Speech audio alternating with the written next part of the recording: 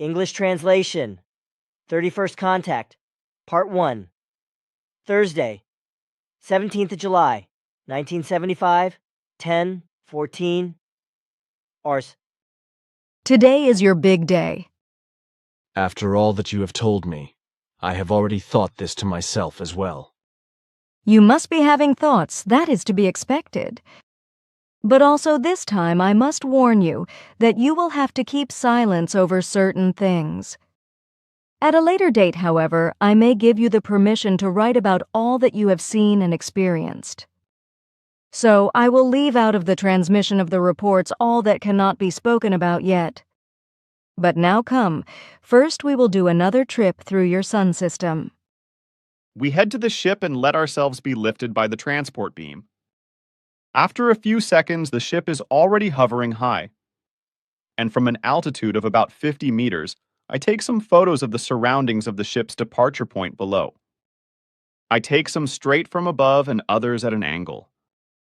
I take them through the still open transport beam hatch while we slowly rise. After I finish, Simyase closes the hatch, and within seconds the ship shoots up several kilometers higher, without me being able to feel any acceleration or other external forces. It's just as if I was standing on solid ground somewhere on Earth. Also, several sudden changes of direction cause no effect. Even if through the ship's window, I can see that we often shoot in different directions, like a crazy giant pendulum. We are now leaving the Earth's gravitational field. Where are we to go to now? First to Venus, where you may already use your camera. What about Venusians? Can one photograph them? You must be joking, because I already told you explicitly that this planet carries no human life forms. I know. I just wanted to see what you would say. I understand. You refer to certain claims of alleged contactees. Exactly. Your lines of thought are often very difficult to detect. But now, take a look at this equipment here, which we have developed specifically to provide you with better photographic possibilities. You can simply put your camera against this screen and take photos of the outside. As you see, you can also look through this transparent material and see the outside, just as if it was a simple glass window. The device next to it, however, generates multiple radiations, which make visible or simply preserve the existing color shades, etc. of the objects so that they may be captured on film. In this manner, you will be able to produce good color photos, or so we hope. From our side, we have another camera, which is very similar to yours. If you give me a film, I can help you with this second camera. Of course. But I am surprised, because as you already told me once, you use a completely different technique to create photographic images. But now you suddenly come with a matching camera. Laughs quietly. The camera is a product of your technology, and it was acquired by one of us. You surprise me. You must have gone into our villages or cities then. Is that so strange? I always see you in your suits, and with these clothes neither you nor any of yours could step into the eyes of the dear Earth humans. Sure, but we also have clothes of your type. We need these because we move amongst you here and there, naturally shielded from swinging waves, so that we won't be harmed by the swinging waves of the Earth humans. However, we can only do this for a short period each time. That doesn't really surprise me, but why don't you go out with me sometime then? We can reach an agreement about that sometime. That was quick. However, we have the so-called police, who often for whatever whim will check on people. How will it be if someone asks for your identity papers? You have many questions, but don't worry about it. We don't have identity papers of your kind, because we don't need such things in that form. Should it happen, however, that we get asked for such documents, then we are able to adjust this by influencing thoughts. This adjusting takes place through the power of our thoughts, by which a mock appearance is created for the concerned questioner, and information from actual persons of your world is simulated for him or her. An eventual police officer, etc., would thereby get the impression that he or she had some documents in hand, etc., and that he or she was verifying them. That is deceit, Simyase. No, it deals only with the creation of a hallucination, if you want to call it that. I understand, so let's leave that. The flight to Venus does not take very long, so I have just enough time to examine in more detail the equipment for making the photos.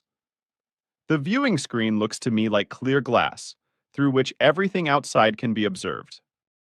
I only notice that this whole viewing screen has a very fine resolution, similar to a photographic print. The size of the screen is about 50 x 50 centimeters to 20, while the color radiation device is installed on the side of it and recessed, so I could not examine its inner workings. Beside this device, there is also an oscillograph and many different kinds of apparatuses all around the cockpit room, installed within a circular control console and on the walls. All this strange-looking equipment, already seen on the first flight, is obviously used for the guidance and control of the beam ship, while also serving as exploration devices, distance meters, radiation control devices, and other such things, all playing important roles in the operation of the flight machine. All the display screens, except the oscillograph, however, differ fundamentally from all other apparatuses of Earth origin I have ever seen of similar type, whereby all the appearing forms, symbols, and figures on these screens are expressed in beautiful and often fantastic colors, and also extraordinarily vividly. Unlike the Earth displays that I know, which in practice are only able to display flat, two-dimensional images lacking depth, these screens show everything in vivid, three-dimensional realism, like they are physically real and not just a technically generated image. As we approach Venus, I have to tear myself away from my considerations because Simyase begins talking. Now you can take some pictures of Venus's cloud strata. Then I will show you the surface of the planet itself. Unfortunately, I can only do so via the viewing screens and window ports. The special viewing screen for photography will have to be closed because of the high temperatures of this planet. This screen is better able to resist extreme cold than such great heat. But don't be disappointed by the appearance of this world. The planet is in a stage of early development of primitive life. You have already mentioned this, so I am not disappointed. Sure, but there are still some things here about which you will have to maintain silence. Of course. I quickly shoot the allowed pictures, then the beam ship dives away from its position and rushes towards Venus. Immensely dense masses of clouds suddenly surround us, and of the most greatly varied colors. This cloud cover is unbelievably deep, many kilometers, and there seems to be no end as we sink down through it to reach the surface of the planet. But finally we have penetrated far enough, and the clouds change density and open up. There, at nearly 40 kilometers height, we leave the last cloud formations, and I see the surface of Venus on two different screens, which supposedly and according to what has always been claimed, should be extremely volcanic. The landscape sure looks rugged, however, it's not littered with craters. And though it's probably of volcanic origin, it's only partially traversed by half height, wrinkled as well as diversely shaped mountains and plains. On one side, I see a huge area without mountains, which also isn't full of craters, as it is assumed by the Earth humans. Simyase now points out a polar region, noting that the mountains don't extend that far. Almost everything is bare and lifeless, Simyase. However, it does not look to me like a second moon, like many human beings on Earth constantly claim it is. Sure, I have explained that before. But what is that down there beside the small meteor crater? An exploration probe from your Earth. I see. And how would it be if you would spin around the planet 2 or 3 times, so that I can see other regions as well as the night side? Sure, I also intended to do that. Thanks. Simyase now sets the ship to fast speed, and we go round Venus a number of times.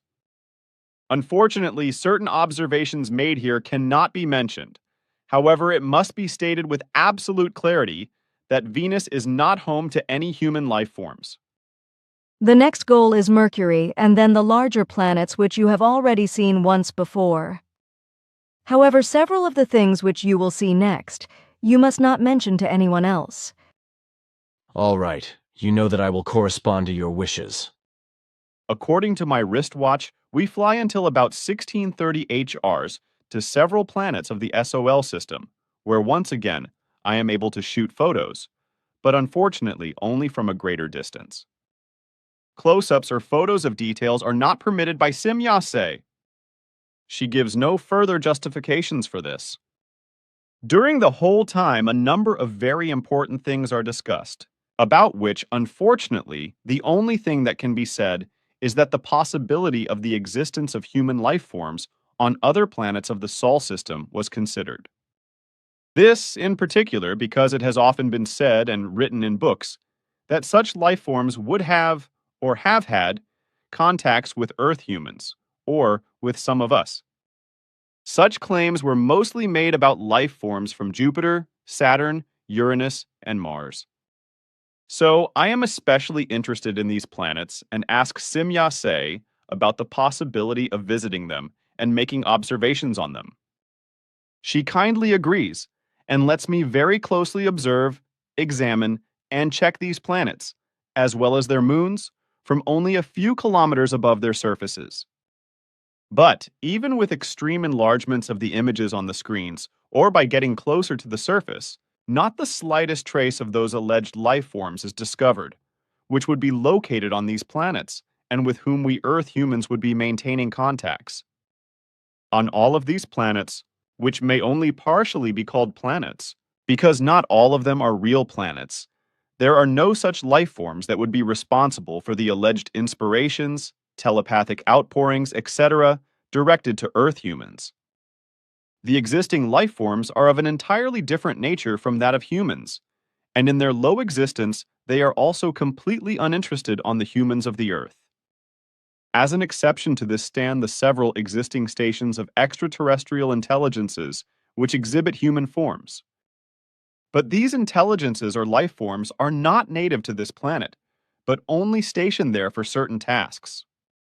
So-called human races or civilizations in the usual human sense or in spiritual form do not exist. When at 16:30 Herschers we are back over the Earth, I can see several flying objects in free space. Besides 2 satellites of Earth origin, I can also see 5 objects which with certainty are extraterrestrial spaceships. This is confirmed by Simyase when I ask her about it.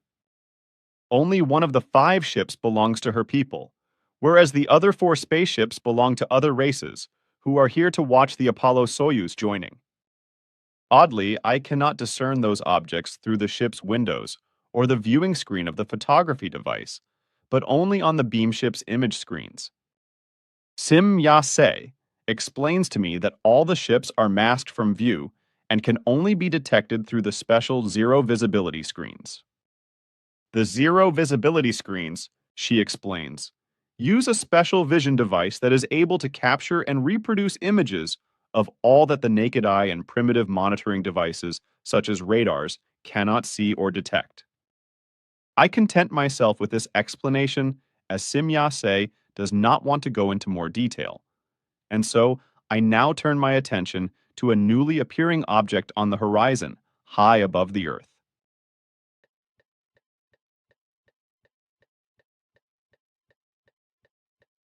Invisible to all human eyes and beyond every possibility of detection by technical devices of earthly origin, we quickly approach the new object and fly beside it at only a short distance. It's the Soyuz, which will soon be linked with the Apollo capsule.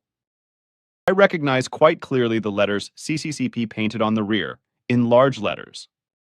I know that in this capsule are 2 living Russian humans, and oddly touched by it, I therefore turn to Simyase. This whole thing seems crazy to me. Inside this small gondola live 2 human beings. It's true the capsules are very small and really offer no living space. I know it causes you fear to think that you could be there inside. You have good reasons to feel that way. You are speaking in riddles, Simyase. In time, you will understand my words, but do you want to look inside the capsule? How would that be possible? The crazy thing is totally closed and made airtight. You don't know the possibilities of our technology, which allow us to distort all matter by radiation so that it becomes invisible to the eye. We are able to do this in a very controlled manner and can thus steer the effect very precisely. Then let me see your magical technique. Simyase busies herself with some instruments while spellbound by the photography view screen that was specially built for me. I look out in the direction of the Soyuz capsule. Suddenly, a part of the capsule simply disappears. And terrified, I look at the two human beings who rest lying within the seats, which look like deck chairs or something similar. Involuntarily, I cry out to Simyase. Simyase, there. Do not be afraid, because nothing will happen to them.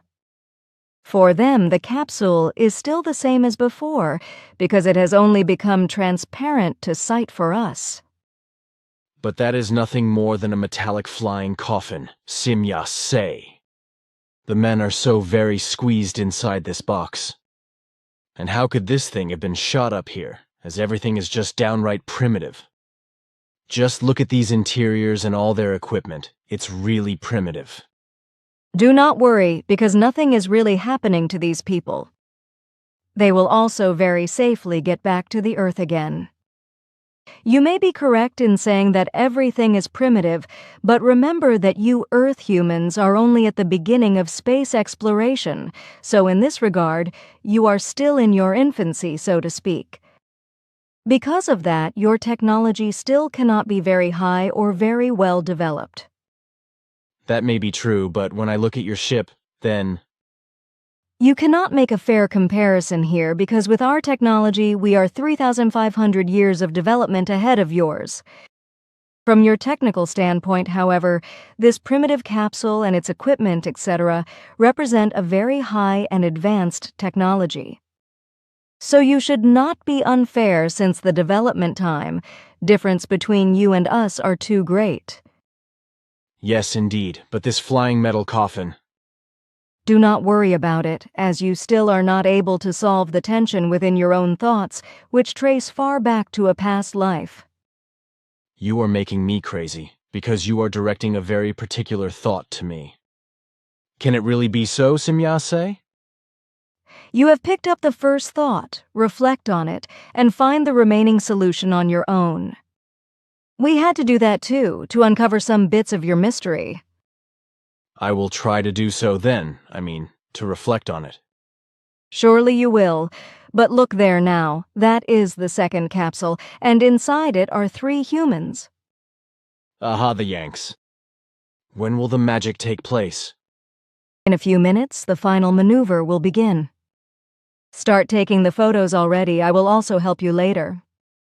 After the joining of the 2 capsules, which will take place soon and very quickly, you will also be able to photograph several satellites of both terrestrial and extraterrestrial origin. After that, we will fly off and be received by our great spacer that is stationed in this system, with which we will then be taken to several other systems, galaxies, and the universal barrier, where I have to fulfill a mission. A surprise should lay in there for you as well. But now pay attention to your task. I now watch carefully the 2 space capsules of terrestrial origin, which slowly push towards each other. I notice here that the Apollo capsule is clearly quite bigger than the Soyuz capsule.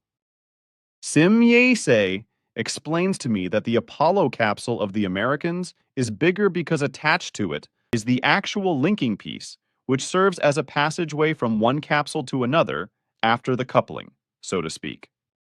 Then, at a later time, after the completion of all tasks and maneuvers, this linking piece should be detached from the Apollo capsule and released. I pick up my camera now and shoot several films with the help of Simyase, who is now beside me with the second camera, and also takes several shots through the image screens. As predicted by Meier UFO, the docking takes place very quickly and with very high precision. After taking the photos, Meier works on her apparatuses again, and this time I can see both capsules as well as the linking piece, and naturally all the persons inside the capsules once again. I notice that the Apollo capsule does not have much more interior space than the Soyuz, and it also looks to me rather primitive and like a flying metal coffin. I notice, however, that the capsule of the Americans is much more richly instrumented than the one of the Russians. Despite my feeling of anxiety due to the coffin-like confinement in these space capsules, I must laugh now, because I have just watched how one of the floating Americans bumped his head on something and then reached for it with his hand. This should be attributed to the inexperience in weightlessness. Unfortunately, I cannot ascertain whose man this is, because I know none of the occupants of this capsule, neither by name nor from photos. Now, Simya! Say switches off her apparatus, and the two linked capsules appear normally again.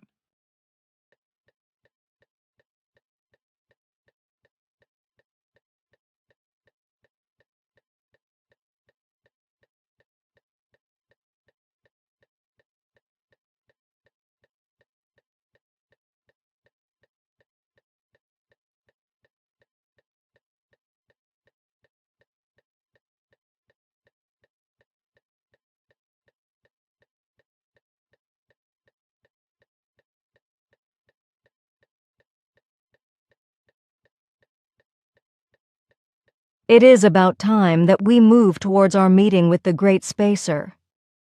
Without another word, she sets the beam ship in motion again, and already a few minutes later, the Earth has shrunk to the size of a large light object, shimmering bluish through space.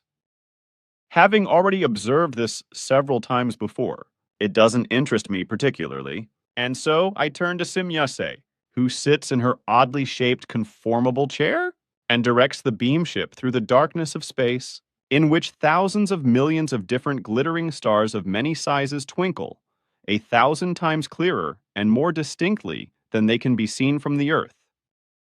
A truly fantastic image that I will never forget. This is heaven as it lives and breathes. Among the large and small stars, innumerable groups of stars can be recognized. Star clusters, spiral nebulae, the gigantic band of the Milky Way in immeasurable beauty and size, and 1,000 other things. Everything is simply fantastic, and only now do I have an idea of the immense size and magnificence of the universe. On to the first flight, and also for the previous hours, I had not observed it well enough because I was caught and dominated by many other things. But now I look at everything in peace and with clear eyes, and I cannot describe the infinite vastness and size and the splendor and beauty of this universe that stretches out before me. The words fail me. It can only be seen and understood, and I suddenly feel free and light and elevated above the struggle of everyday life on Earth, where I always feel so strange and out of place. Here, that feeling is simply gone. And everything is different in me. I feel really good and at home here. I don't know why, but it really is so. I am detached from all earthly concerns, worries, and problems. I feel free. Then Simyase interrupts my thoughts and considerations. You are moving toward solving your puzzle much faster than I had expected. I have overheard your personal thoughts since they have been sent out so strongly. You are very quickly beginning to understand, and that is good. Now look there to the front. There is our great spacer, which will take us aboard.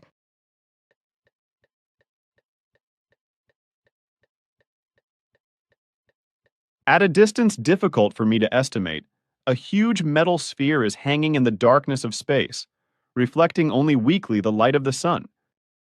Very slowly now the speed of the beam ship decreases. Simyase is sitting very attentively before her instrument panels, steering knowingly and carefully in the direction of the huge sphere, which looks to me like a small planet. I can see way down in the lower third, a little to the left, a big gap is opening laterally, which I soon recognize as an entrance hatch. Image detail from the dome of Ta's Great Spacer.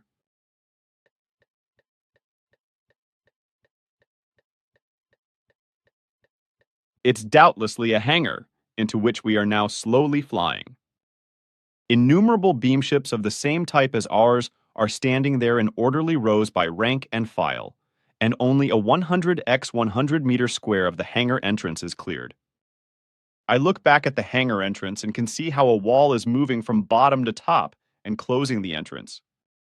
Everything all around is now brightly illuminated, and the light, which is light blue, seems to come directly from the walls.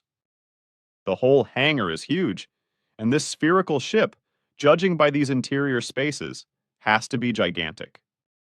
I ask Simyase for its measurements. How big is this spaceship, Simyase? It is big, it's even very big, and it's the largest of its type. It is a truly special ship which embodies all the technologies known to us. Altogether, it is its own perfect world, a world that's able to fly. In itself, it contains a complete and inhabited city with 141,000 inhabitants. Everything needed for living can be produced inside the ship itself, and it is absolutely independent of anything of any kind from outside its boundary. This spaceship represents our latest development and has been working together with other ones of this same kind for 4 years now in Earth's chronology. They find useful applications as self-sustained expeditionary ships and for intergalactic order-keeping. They are able to move within all times and spaces, and for them negotiating the barrier between universes is no longer an obstacle, whereby an all-universal community made of countless life forms can be included. After only 4 years in the possession of this great technology, we are regrettably still only in the early stages of our great task. That is still fantastic. If I understood right what you have just explained, you are able, with this great ship, as well as with the others of the same type, to shift from one universe to another? Sure, you have understood me correctly. However, this only applies to aligned universes. Then tell me one other thing. You have once told me that you know Asket very well? Certainly. Please don't make me bargain for each separate answer from you. Where do you know Asket from? What do you know about her and her race? And what do you know about her connection with me? There are no secrets. Asket has explained everything to me, so I know that you stood together in contact until about a decade ago. All details are known to me, as well as your time travels into the past, through which you were thoroughly cleansed of all the heresies of the religions which exist among you. You are shockingly open, Simyase, considering that Asket has strictly forbidden me to speak about this before she would permit me to do so by a sign. You have just received this sign. You mean that? The knowledge you just presented about this is the sign? Certainly, however, you are still obliged for the next 30 days to restrain yourself from speaking about this, so that you still must maintain silence about the time travel and what you have learned. You are, however, now permitted to make public the reports you wrote in 1964 about your contacts with Asket. You have surely preserved them well? Of course. I have just been waiting for permission to speak about it, and have preserved it all very well. But how does it actually happen that you know Asket? After the predetermined break-off of her contacts with you in India in 1964, which were being led in collaboration with us and the High Council, she allied herself with our High Council, and from that resulted a quicker contact and a quicker cooperation. With the help of her race from the Dal universe, we came into possession of knowledge of higher technological capabilities and received the most exact data for the development of these great spaceships, which we have been using, as I said, for 4 of your Earth years now. For Asket's people, the handing over of this data was no problem because they mastered the way of overcoming distances that these ships are capable of more than 700 years ago. In Earth years, Ascot's race is about 350 years ahead of us in development regarding all technological fields. This small time interval no longer plays so decisive a role when a certain level of development is reached in every field, so it was only natural that they would assist us with these very important findings and achievements, and that they would impart with us the knowledge necessary to build these big spaceships. Finally, I understand the connection. If you ever see Ascot, send her my dearest greetings. Sure. You say that so strangely and with a funny smile. Why is that? Just so. Once again, you have a secret to hide. Well, if you don't want to talk about it, then keep it to yourself. But I'm still interested in knowing the dimensions of this space giant. Can you at least tell me the mean diameter in meters? Sure, as this is not a secret. By your measure, it is exactly 17,182 meters. That seems to be a lot for you. My oh girl, I am simply gobsmacked. Then recover yourself quickly, for you will soon see and hear many other things. It's done already. I only had to really digest it first. That is simply fantastic. I felt as if I had spun into the ground. It is, speaking of spinning into the ground, I have heard such a strange story, and I would like to ask you for an explanation. Mr. Veit from Wiesbaden brought a letter from a certain Ella or Elsa Schroeder or something like that, in which she described a situation she had observed in Turkey some time ago. A woman was digging with a peculiar-looking power shovel for something that she took out of the ground, something that looked like a cylinder. The woman then took this cylinder with her and disappeared into a UFO, which then ascended into the sky overhead. Moreover, this young woman had spoken with the UFO woman, who told her that her name was Semjaze, Sim-ya-se, or something similar. Can you tell me anything about his story, whether you know about it? Sim-ya say smiling roguishly. Sure, this event is known to me. However, it did not happen in Turkey but in Iran, near Zahedan, early one morning. I have luckily, while I was shielded from vibrations, dug out from the earth a time spiral, which was of great importance. We had been searching for it for 3 years until we finally found it. It was a time projectile for research purposes. At least that's what you would probably call it. Here, this is the projectile. Sim-ya say brings out a conical spiral-shaped device. This is also the reason why we are going to the edge of the universe now, because this device came from another universe. So that's what happened. And when did you dig this thing up? In the first month of this year. But now let's leave our ship because the room is atmospherically prepared for you as well.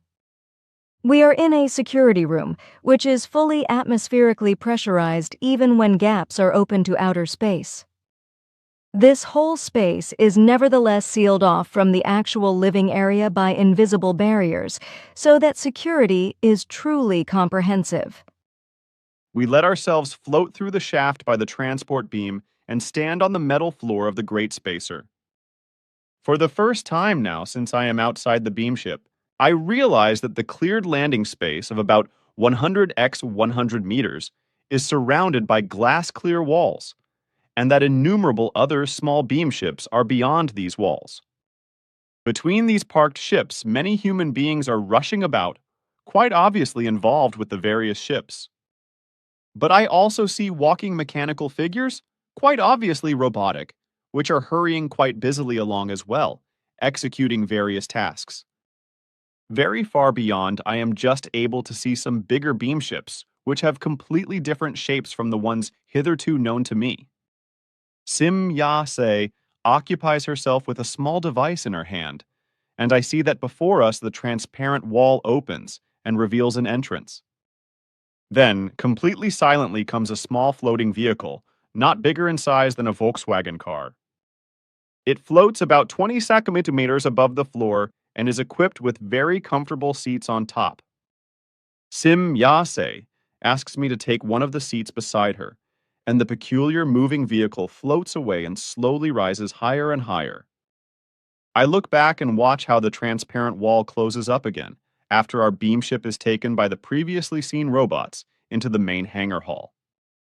This hangar hall seems to take up the whole lower third part of the giant spaceship for its complete diameter, up to a height of about 600 to 800 meters, or 800 to 2,400 feet. The ceiling above, like the walls, also radiates a bluish light, which seems like the sky to me. And if I am not mistaken, there is a big opening above, exactly in the center of the ceiling. Soon, I can see that this is so, as we head in this direction in our floating transportation vehicle, and we climb up inside this opening. Also inside this shaft is the same gentle blue illumination coming from the walls. For minutes, we climb up with increasing speed until Simyase suddenly stops the floating vehicle and docks it into a side compartment in the wall. In here, there is an open space of approximately 2,000 x 1,000 meters, and I feel myself completely transported into a magical world. Wherever I look, I see green fields, trees, shrubs, and flowers. A real little Garden of Eden in this space giant. This is fantastic, Simyase. It is completely natural, as I told you, because this spaceship is its own independent little world. It's easy for you to say, because I am seeing this for the first time and really have to find it overwhelming. But how high are we in here already? I don't understand what you mean. I mean, how far have we floated up inside this giant? How many meters? Some 11,000 meters. We have stopped here near the center of the ship, which is where the actual city is located. Man, oh man, then during this short time we have traveled with this vehicle. Higher than our tallest mountain on Earth. Higher than Mount Everest. Simyase laughing. We have moved up very quickly. You are right about that. But concerning Mount Everest, I will have to correct you, since it is not the highest mountain on Earth. Now you make me laugh, Simyase. Mount Everest is indeed the highest mountain on my dear Mother Earth. My words are meant seriously, they speak of the facts. But of course you could not know this, since you are starting from a mistaken assumption. Your scientists count the elevation of land or of a mountain in meters above sea level. That is the exact mistake, for such measurements should not use sea level as the starting point. The starting point for all measurements should be from the center of the planet, which never changes. This is because planetary shapes are never exactly round, but tend more towards the elliptical. When you say that Mount Everest is the highest mountain of Earth, then this is correct only with respect to sea level. But in truth, it is around 2,150 meters lower than the highest mountain of your world. When you measure Earth mountains, then the center of the planet is decisive, and measured from there you will see the highest mountain on Earth is not Mount Everest. I understand. Your interpretation is very evident. Therefore, one had to search for the highest mountains where by this ellipse the diameter of the Earth is enlarged. As far as I know, the only mountains that exist in that zone would be the Andes in South America. Hence, the highest mountain would be found there. Or am I mistaken? You are very perceptive because your considerations are very precise. Do you know the mountains in the Andes? Only very few of them. One of the highest mountains, as far as I know, is Chimborazo in Ecuador. Surely, and by calling it, you have named the highest mountain on Earth. Have I? Fabulous. So it is. What do you mean? You said fabulous.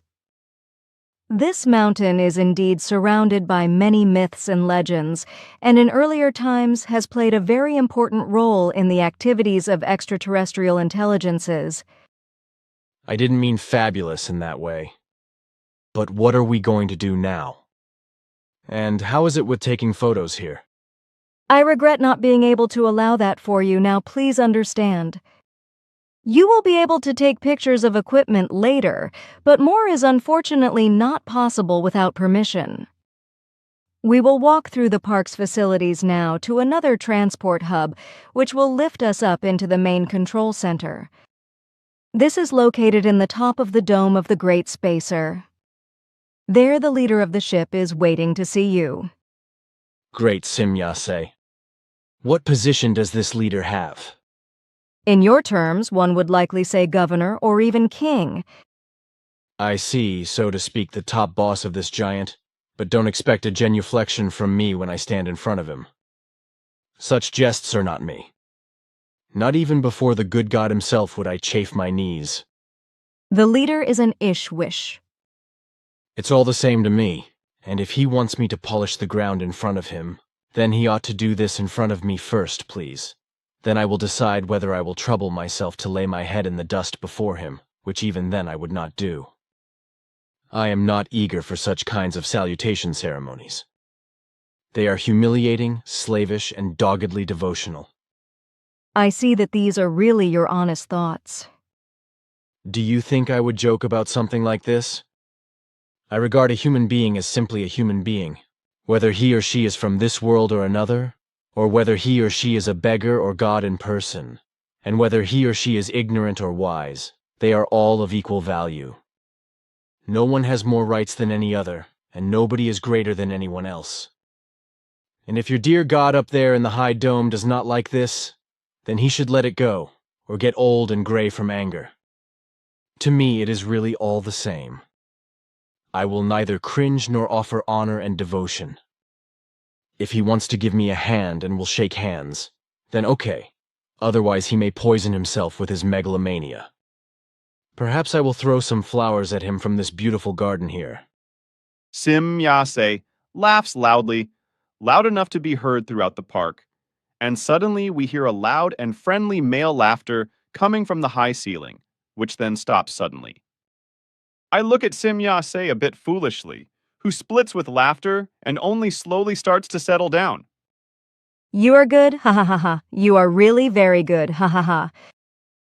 What does that mean? And what about this laughter coming down from the ceiling, which has stopped so suddenly? Ha ha ha ha, he has. Ha ha ha ha ha.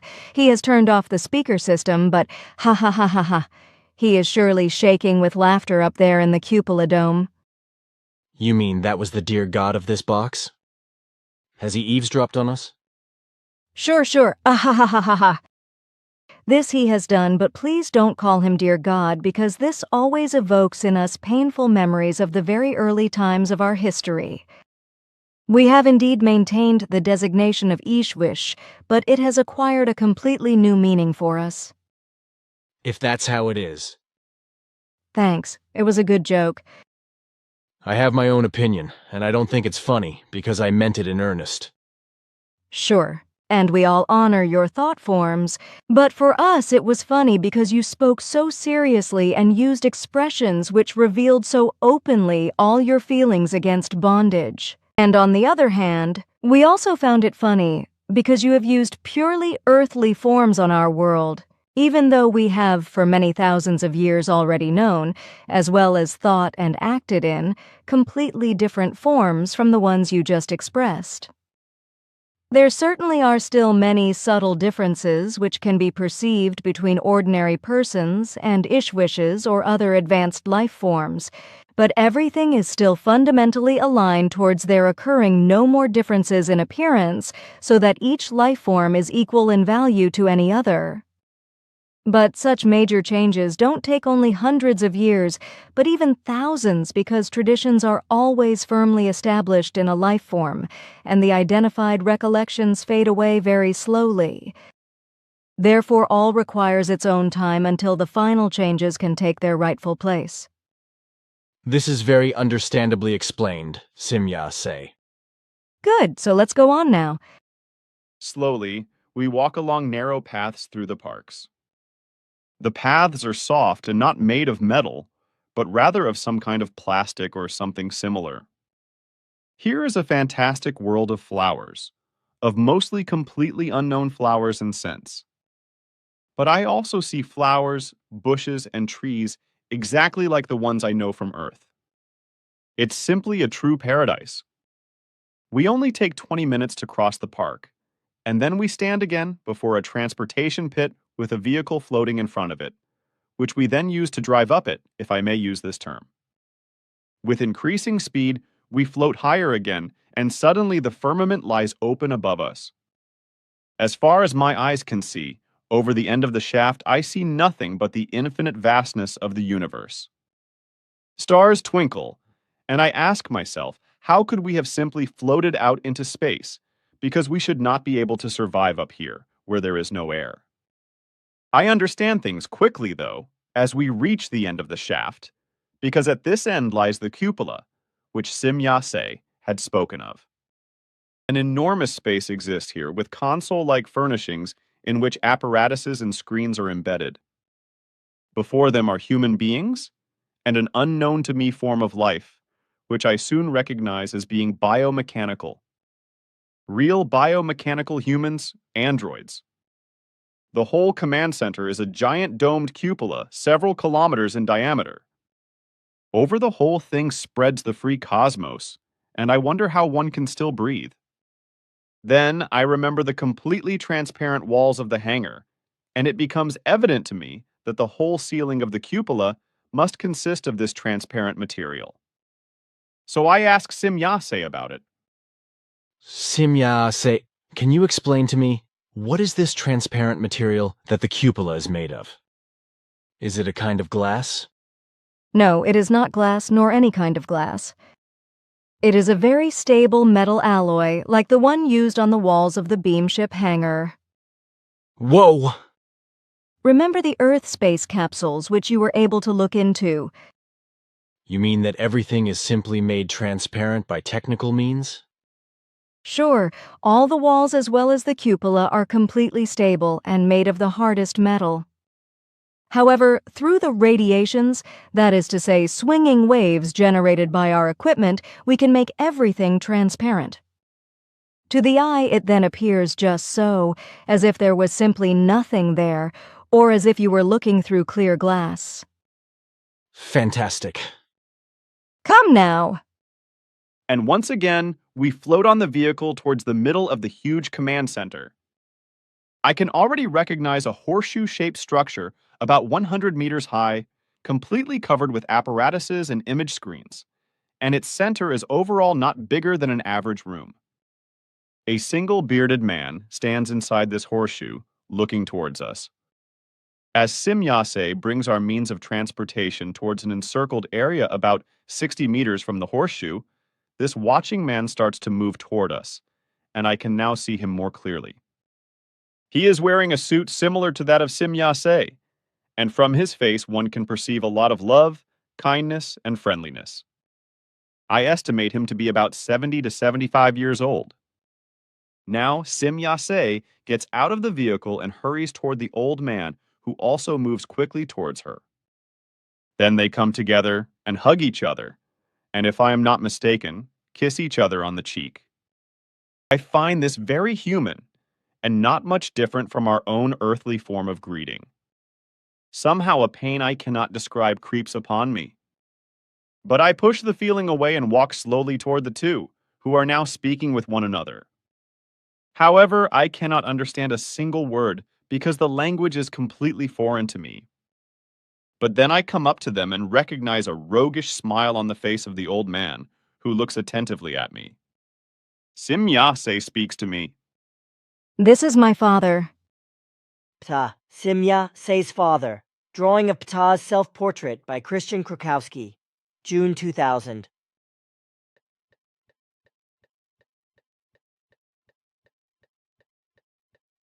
At first I am astonished. Then I put my hand out, which is seized by the man and pressed. It is a gentle but firm pressure, like that of Simyase. I confess to being confused, or just beaten, because I would never have expected to see Simyase's father. Then the pleasant voice of the man sounds out to me. Simyase's father, it is a great joy for me seeing you here. Simyase has already reported a lot to me about you. Be welcomed here with us. Once again, I'm amazed, because Simyase's father speaks German as well as herself. Many thanks.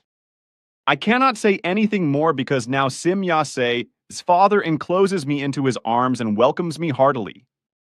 I feel slightly deranged and quite suddenly unable to speak as a confounded lump rises in my throat.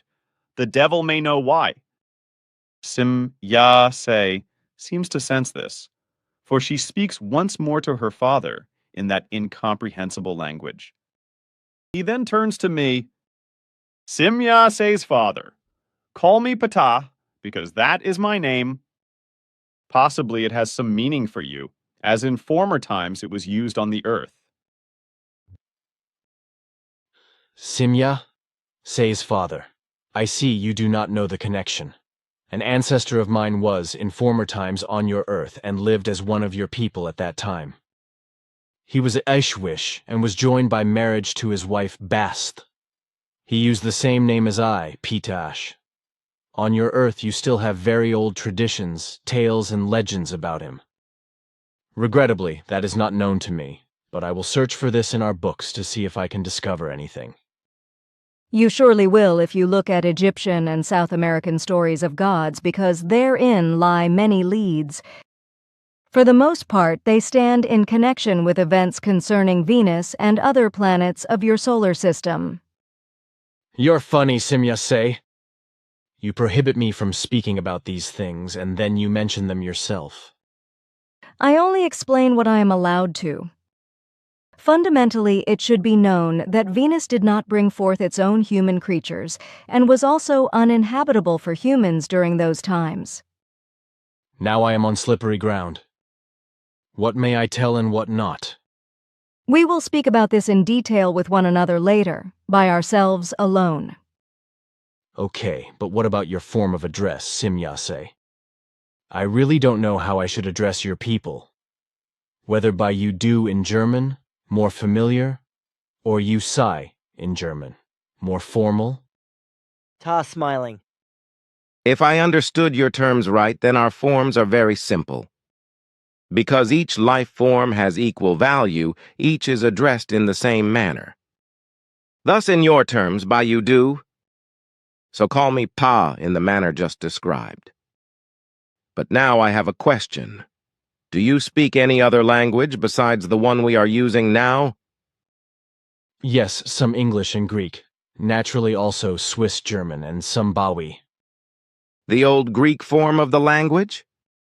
No, the new Greek.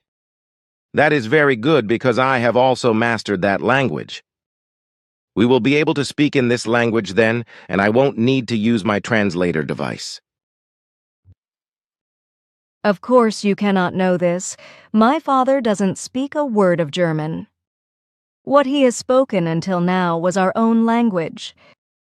But you see the small device on his belt there? That is a language transformer, a language converter or translator, as you would call it. With this language device, we can transform one language into another and make it understandable to both. But we like very much to speak in other languages and gladly bypass these technical means when there is an opportunity. So there it is. Again, something completely fantastic. There is only one problem with it, which is that I master neither the English nor the Greek or the Bawi perfectly. If I have to write everything down later, I will slip up. Do not be afraid of that, because these problems will be removed in the transmission, and everything will be understandable for you letter by letter, and you will be able to write everything down correctly. Then it is okay. I was afraid this could be a problem. Ta is now really speaking Greek. Come now, we are already on our way to the transmit position. In fact, I see that outside the cupola, the star formations are slowly changing. We must be already traveling at a very high speed. I have noticed of this from inside the gigantic ship that tells me that it is moving. Now all three of us are sitting in very comfortable seats inside the horseshoe-shaped console. On the image screens, all the planets of our sun system can be seen, whereby I also see once again that Jupiter has a fine ring, similar to the rings of Saturn, but rings are also visible on planets from outside of the Sol system, as well as numerous large and small stars, nebulae, and many other things in the vast space. I am overwhelmed by how diverse and fantastic everything is. And now the constellations suddenly dart away. We must be moving through the universe at an enormous speed. I asked Ptah about it. Ptah, how fast are we going now? Look here. This instrument displays the velocity.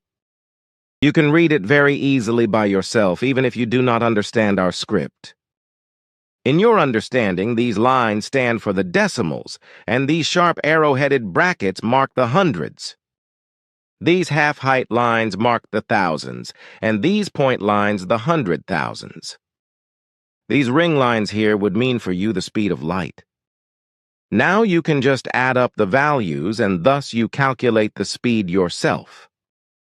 Okay, one moment. I count very carefully and reach a result of 89 units in the decimal field. Then 2 point lines that are 100,000s, and the third is only 11 values from them. From addition, this results in 289,000 toners. This makes 289,000 kilometers per second. Is that right, Ptah? You think and grasp very quickly. You have counted correctly. Our terms are different, but they give equivalent values. Fantastic. What do you mean with that? I don't understand. Sim Ya Se turns to her father and explains what I meant by fantastic. He does not seem to understand it immediately. It is funny that I know these words in the Greek language since I have never known them before. Suddenly, I am simply speaking perfect Greek, and I don't understand how. So I ask, How is it, Simyase, that I can suddenly speak fully fluent Greek? My father has turned off the language translator and has instead turned on the language transformer. This device uses the ship's language computer. This converter is now continuously transforming the desired Greek language into impulses and transmitting them. Your brain then detects these impulses, and with that you can speak each desired word without knowing it beforehand. I don't know. As always, the only thing I can say is fantastic. Girl, what do you think? How long will it take until we are this far along on Earth? This will take several thousand years by your time reckoning. Oh dear, that is a long time, but look out there, what is that? through the transparent dome, I notice a very large object very far away. That is a comet that is still unknown to you on the Earth. It follows a very long orbital path, and for that reason is still unknown to your astronomers. As it is moving towards the sun system that we just left, it will soon be discovered by the earthly astronomers. Within only a few weeks, Earth humans will be even able to see it with the naked eye as it passes by. Then I cannot wait. But for how much longer will we be flying through the universe? For about 30 minutes more, then we will transmit to a different remote system. Transmit. That means, among other things, time travel, right? Sure, but you already know about this. Certainly, yes. But that was with Asket and not with such a gigantic ship. And how will it be then, when I return to Earth? We would have to go back in time now, to return to Earth at the right time. That doesn't make sense to me, because you said that you had to do something at a universe barrier. If that falls chronologically in our time, then it is no longer possible. You are not taking some important things into consideration, because Sim Ya-se once explained to you the possibilities offered by our means of transportation, namely the use of hyperspace, by which space and time become paralyzed. Oh, my dear, I think that I must be slowly growing old and dumb. I am truly stupid to not have thought of that earlier. You should not speak like this of yourself because your sudden realization reflects an extremely large ingenuity and a highly logical combination which leaves me astonished. Like your daughter, you throw whole gardens of flowers, Ptah. I don't understand you? Sim Ya-se talks smilingly to her father and explains to him the meaning of my speech. You should not be so modest. And there you go again. I just do not understand you. You are like Arahat Athersata, who always threw flowering shrubs as well. Why? He paints me as a great prophet, just as if I had been shoveled full of wisdom. I find that vain and inappropriate. These kind of speeches annoy me, because they really don't fit my frame. If anyone wants to work me over, then he or she can call a spade, and explain that I am no more and no less than one who just receives and passes on what is transmitted to me by you or by Arahat Athersata. I really am not a prophet at all. These sweeping speeches of Arahat Athersata in particular have already brought me up the wall somehow, and for this reason I have turned into an anti-contact with this plane for the time being. I have suppressed the voices and not written another single line from this source. I must first deliberate whether I want to continue doing this work. It is very awkward and strange for me that I should stand as a great prophet because I could never be that. If I were to continue doing this, then my fellow human beings would inevitably accuse me of deceit and megalomania, and revile me as a liar. Let me... Interrupts Sim Yase and turns to me apologetically. In place of Sim Ya-se, I would like to explain these things for you, namely that as a primary factor, it is very unfortunate that you have interrupted the contact with Arahat Athersata. We had already become aware of this and tried to find out the causes, which we have not yet succeeded in doing. Sometimes you have the peculiarity of blocking your thought stream precisely at the moment when we see ourselves forced to bring anything from your knowledge. Now the reason for your blockade is clear to me, and I am able to understand. I can by no means consider it as a mistake, but on the contrary, it is a very good response. Given the concerns just expressed by you, it's clear to me that your motives are pure and good, namely that you do not want to be anything special and are convinced that you are only an ordinary human being. You are also right in this in every respect, and your thinking here corresponds exactly to the creational laws and to the thereby resulting order. You have also acted absolutely correctly. However, we made an error of omission, which is that you were not informed by us about what the true meaning of being a prophet actually is. It would have been our duty to explain this to you, because we knew about your modesty. Arahat Athersata bears absolutely no guilt because this level just transmits everything to you without you being able to ask any questions. The answering of questions is something that for the time being we alone are obliged to provide, and precisely in this respect we have missed something. So the guilt lies in us, and we will try to resolve this error. That will still take some time, and so several days will pass before Arahat Athersata reports again, for this level has surely wrapped itself in silence. Exactly. This could be expected since the state of things has with absolute certainty been known, and the result is now the wait until things become more orderly. At the level of our High Council, only the information about your blockage has been received, but nothing else. The facts regarding you and prophethood are that in the first place, you must recognize that your acquired knowledge in consciousness-related and spiritual matters is extraordinarily rich and extensive.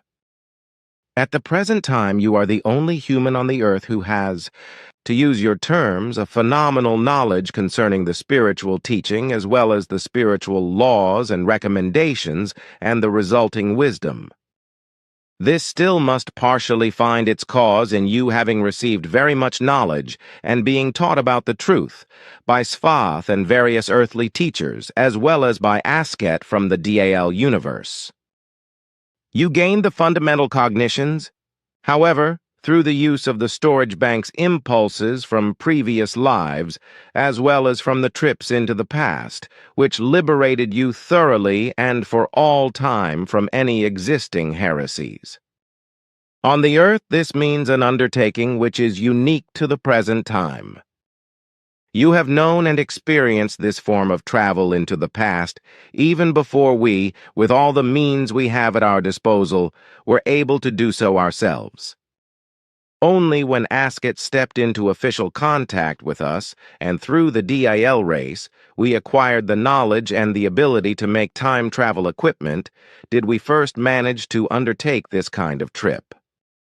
This was only 4 years ago by Earth chronology, while you had already had your time travel experience with Ascot and your friend a number of years before that. This is the situation of the matter around your knowledge, which is extraordinarily great and, in this relation, finds no equal in your world. You must become aware of this and therefore raise your understanding. You should thereby not emphasize yourself particularly because of your knowledge, and you should absolutely not want to put yourself above others. That must be out of the question. It is very good that you exhibit such modesty and put it to use, but you must not be too modest, to which you are unfortunately inclined. Let it be clear to you that you have an extraordinarily vast knowledge concerning the spiritual teaching and the creational laws and recommendations, and also the resulting wisdom. And if you recognize this, then no one can or should any longer accuse you of megalomania. Such insults are uttered only by ignorant and stupid, selfish and jealous or know-it-all human life forms. It was only possible for us to establish contact with you because we knew about your knowledge and wisdom. We have indeed had contact with other Earth humans, but these were very few, and the contacts with them were just in the form of unconscious impulses. Just as you say yourselves, none of these other Earth humans are good enough to hold a candle to you. This is not boasting on my part if I put it this manner, then it is just plainly and simply the truth. And because of this, I am very glad that you nevertheless practice modesty and do not make a great fuss about yourself. But as I have said, your modesty is excessive, because you must acknowledge your development and your spiritual and consciousness-related standing. You may decline praise and expressions of gratitude, but you must recognize the facts as they are. And it was only the statement of a fact when I spoke of your extraordinarily large sagacity and of your exceptional logical skills. If Arahat Athersata designates you as a prophet, that finds its justification on the one hand in your knowledge concerning all creational spiritual matters, and in your wisdom and love, and on the other in the fact that you are the receiver of very important spiritual and groundbreaking messages from a very high spirit level. These messages are accordingly visionary and prophetic. So that is why you are called a prophet, because your pronouncements are not only prophetic, but they also serve to instruct and point the way ahead. This designation is also very justified, and it is not meant to turn you into an arrogant super-authority. Such an impression is completely wrong and unfortunately very common on the earth. The earth human imagines a prophet as someone mighty, a creature standing above all others. But that is not the truth, because a prophet is a life form like any other. The heresy that a prophet would have to be a powerful figure, already in early times was maintained by fanatics, charlatans, deceivers, and religious leaders, etc., for the intended purpose of strengthening their own power over the people. So take no heed of these heresies, because they are deceptive and wrong, and they give wrong ideas and impressions to which, however, you have fortunately not yielded, and about which you don't need to be corrected now.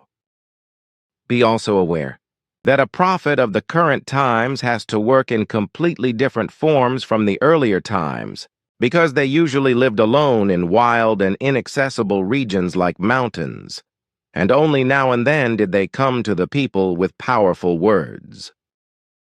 These times belong to the past for a long time already on the earth, and the possibilities for the dissemination of prophetic works and their possible usage has changed fundamentally. For the prophetic labor of the current and future times, there are many technological tools available on the earth. The great majority of earth humans dominate their language also in script, so the available possibilities for a prophet to do his work have increased greatly. Thanks, Ptah. That was very clear and detailed, but I had not really considered these things in these terms before. But now I recognize them, and I know that you are absolutely right.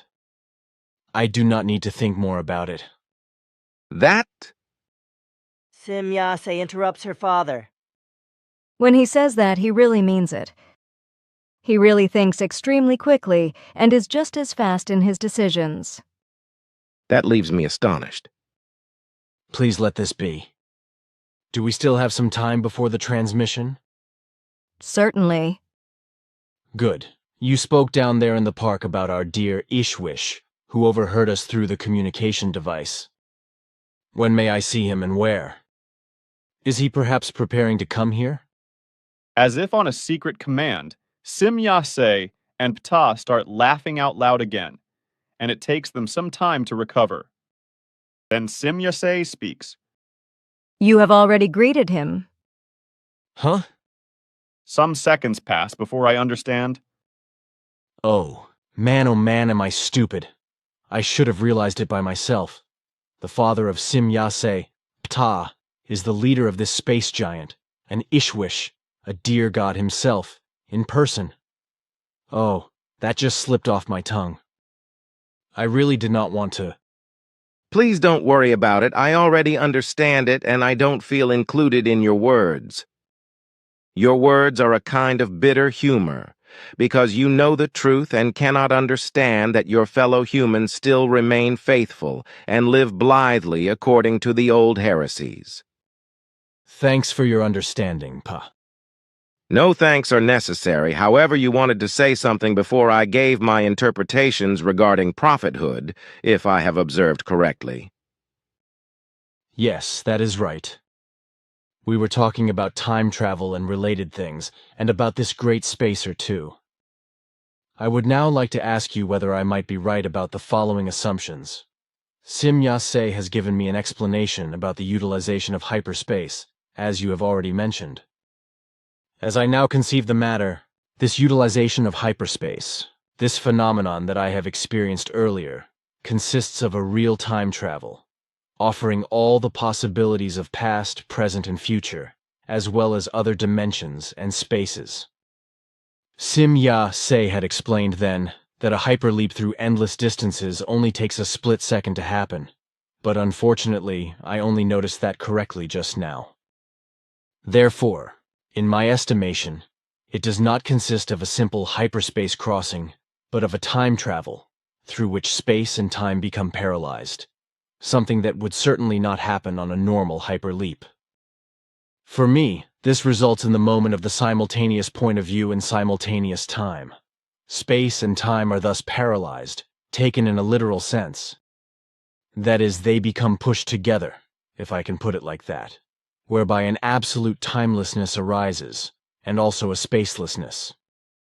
That time and spacelessness can then get traversed with immeasurable speed in a split second, without any shifts or distortions. When Simyase uses the hyperspace with her small beam ship, it must also consist of the same principle.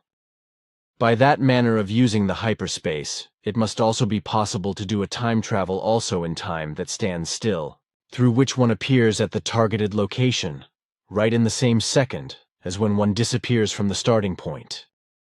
From my estimation, it does not deal with anything other than with a technologically generated dematerialization and rematerialization, when the time travel is carried out in present time. Only then can one see virtually no passing of time while everything remains free from shifts and distortions. I have already told you that you are extremely perceptive and that you dispose of a very remarkable combination of logical skills. However, once again you generate in me feelings of astonishment. Even creatures of our race would have difficulties in finding the truth from the sparse information given by Simyase. It was not so difficult. It is indeed a great accomplishment.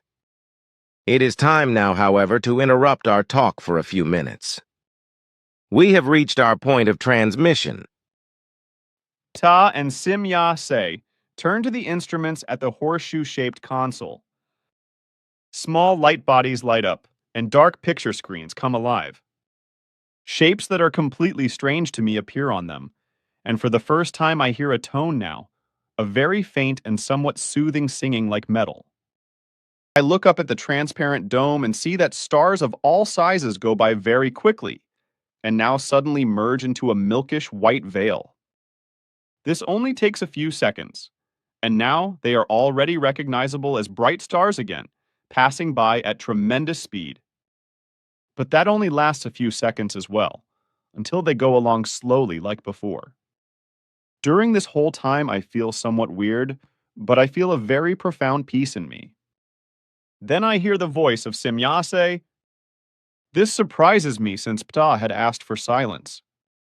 I wonder if something had to be delayed with the transmission." If you want, you can take some photographs here, but whether they will succeed, I cannot judge.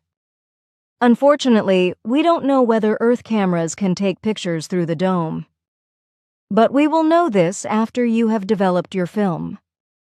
If you want, we can have the equipment brought from my beam ship. I would be thankful for the photographic gear, Simya say, because it certainly should work. But what is going on is something wrong with the transmission. Has anything failed or been damaged? Why? Have you not noticed anything? Yes, I have, but I am unable to explain it. Then just look out the dome into space. What do you see there now? I follow the instruction and am astonished. Girl, those are completely different constellations from what I know from Earth. All constellations are completely foreign to me. Of course, I know only a few, but I see none that I can recognize. Why is that? We have made the first hyperleap. That man. Oh man, that is why. Where are we now, then? You are around 500 light years away from your home world. There, look up there, that cluster there behind it is my home world, that there is our Pleiades. We are at a distance of only 201 million kilometers from the nearest star. Unfortunately, we cannot get closer because we need a safe distance of 153 million kilometers in order to be able to transmit again. Perhaps you can succeed nevertheless in getting some photos with the device that has already been brought from the beam ship. I am indeed overwhelmed. That is understandable, because it is the first time that you experience a trip of this kind. From somewhere, an android appears, bringing the camera. Very cleverly, it builds it into a frame and adjusts it to fit. Suddenly, the thing speaks to me, and once more I am utterly astounded, though I cannot understand a word. Simya say quickly enlightens me. It wishes you good luck. But that cannot be. This thing cannot think and act independently. That would be crazy. But nevertheless it does. That cannot be real. It is indeed so. Its whole body is half organic and its brain biochemical organic. I am going crazy. Am I caught in a madhouse, or have I landed in a utopian novel? Neither one nor the other. Everything is real and very highly developed. You will understand this better after a short time, when it becomes more normal for you. It is only the novelty that makes it all seem a little strange to you. Occupy yourself with the pictures now, because the next leap is being prepared. I follow his order and hope that the pictures come out well. I keep thinking about Ptah's words, though. He is surely correct, because with the Russian-American space capsules, the phenomenon of the suddenly transparent metal seemed very strange.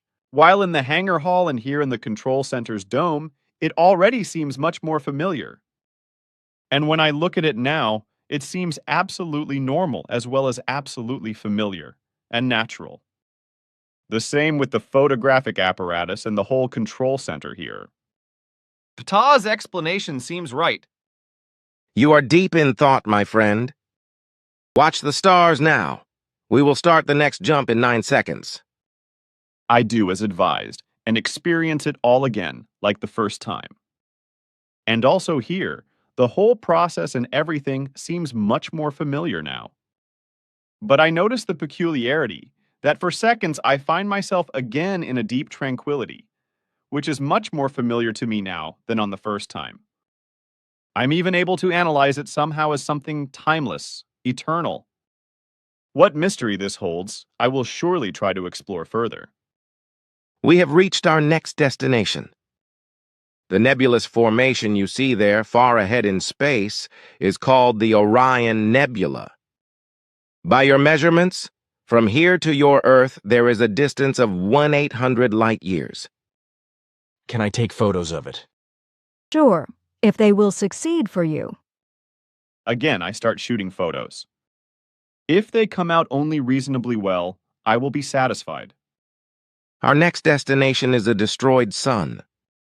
Its destruction took place about 10,000 years ago when it turned into a supernova. Today it's recognizable as a very large nebula formation, as you call them. The distance from your Earth to this nebula is 3,150 light-years by your measure, and you call this remaining formation the Crab Nebula. Once more, the preparations for the hyperleap are taken, and this time, I will attempt to observe things other than just the overhead view. I watch Simyase and Ptah very carefully, and like the starscape before, they suddenly turn into a milky, shimmering mass. But the horseshoe-shaped console also turns into the same white mass. And like Ptah and Simyase, it also returns to a solid form after a few seconds. The impression of deep tranquility that has come over me this time is much greater than before, and I think that I have now solved the riddle. This deep tranquility and this unbelievable peacefulness flowing through me is eternity itself, the absolute timelessness, which obviously is no longer subject to outside influences, such as the restlessness, strife, and worries that trouble the consciousness. I realized suddenly that during these few seconds, I was in the eternity itself experiencing myself as eternity, where I only exist as fine spiritual matter, and am completely free of all that can influence my material life. I actually traveled to eternity for a few seconds. You are very deep in thought. I have had to speak to you 3 times before you noticed my voice. I was able to grasp his thoughts and noticed that he reached an important new realization. This is astonishing to me. Even many of our own life forms only reach such insights after being in the fine material for a longer time.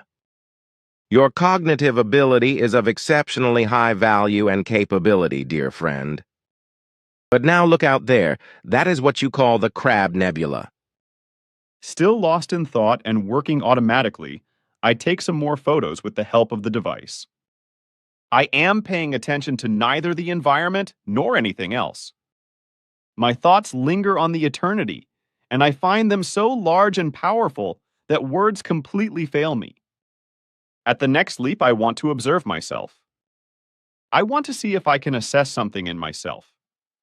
If I shimmer like the milky mass, and if I am able to realize some things about or in myself.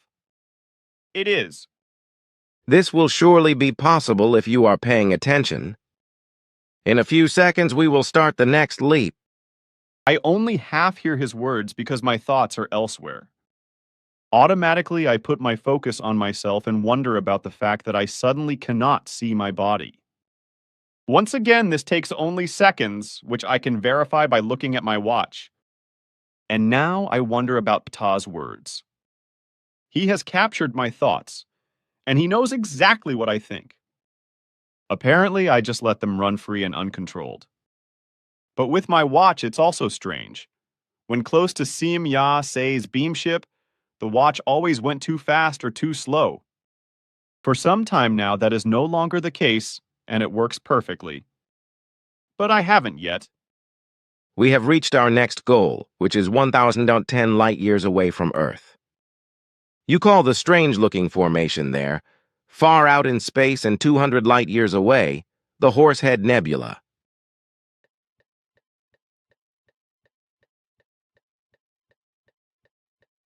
Because distances are no longer a difficulty for us, we can safely leap back and forth across space without having to keep a certain line.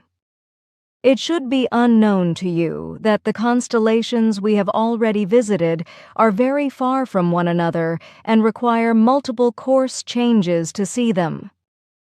The next jump will take us to the Trifid Nebula, as it is called. I only half hear the words spoken to me because my thoughts are still far away. A little absent-mindedly, I take a few pictures, and shortly thereafter experience again the immersion into eternity. However, I do not advance further into it, and everything is suddenly blocked. Something is simply inhibiting me from penetrating further. But what is it? Oh, of course. The time. The damn time. It must be what keeps me from plunging deeper. These few seconds are not enough. They are just enough for a lightning-fast plunge into eternity and to emerge back just as fast. It is still... Hello. You are very far away in your thoughts, and once again you have realized something new. Everything is right with the time, but this can be changed if you are interested. The Great Leap to the Universe barrier can be altered so that the rematerialization can be delayed and the time shifted by a few minutes. For this purpose, we have to travel into the future, and the lost time cannot be recovered. In ordinary time travel into the future, the time interval would be neutralized, yet for this form of penetrating into the timelessness, other technologies are necessary. In this manner, time cannot become paralyzed. We have to live through it, and therefore to also let it go over and through us. However, there are limits set to this, so that while 5 seconds pass by your time measurements in ordinary time-space, only 1 second passes for us when penetrating into the timelessness. We can do this because we can regulate the time between dematerialization and rematerialization by modulating speed, since according to our understanding, true timelessness also prevails in the timeless. This, of course, is only relatively speaking, for this shift out of the timelessness also keeps its own time, but it is embedded into such a huge interval that we cannot fully control it. A single second of the timeless amounts to millions of years in ordinary time-space. If we were then to penetrate while standing still or with insufficient speed into the timeless, we would never be able to return to our homeworld. If we were to remain standing still for only a few seconds in the timeless, many millions of years of ordinary time would pass on Earth, which would turn into dust, while you would return into normal space only a few seconds older, though in truth, you would be thousands of millions of years older. That may all seem incomprehensible and fantastic to you, yet it is so. Even with your greatest consciousness-based efforts, you will not be able to understand the actual connections, as even for us with our development, these are still not available, and this mystery is not exactly transparent. In this respect, we too know only a few solutions to these enormous mysteries, and are therefore continuously striving for further knowledge. Though we have the technology required to travel through the universe with the help of hyperspace, and can also use timelessness as an ally, we are still at the initial stages in our related research and development. We can, however, take responsibility for giving you an incursion into the timeless, which you call the eternity, with our great spacer. To enable the desired awareness for you, we will need 7 minutes of leap time, which in normal time-space increase 5-fold.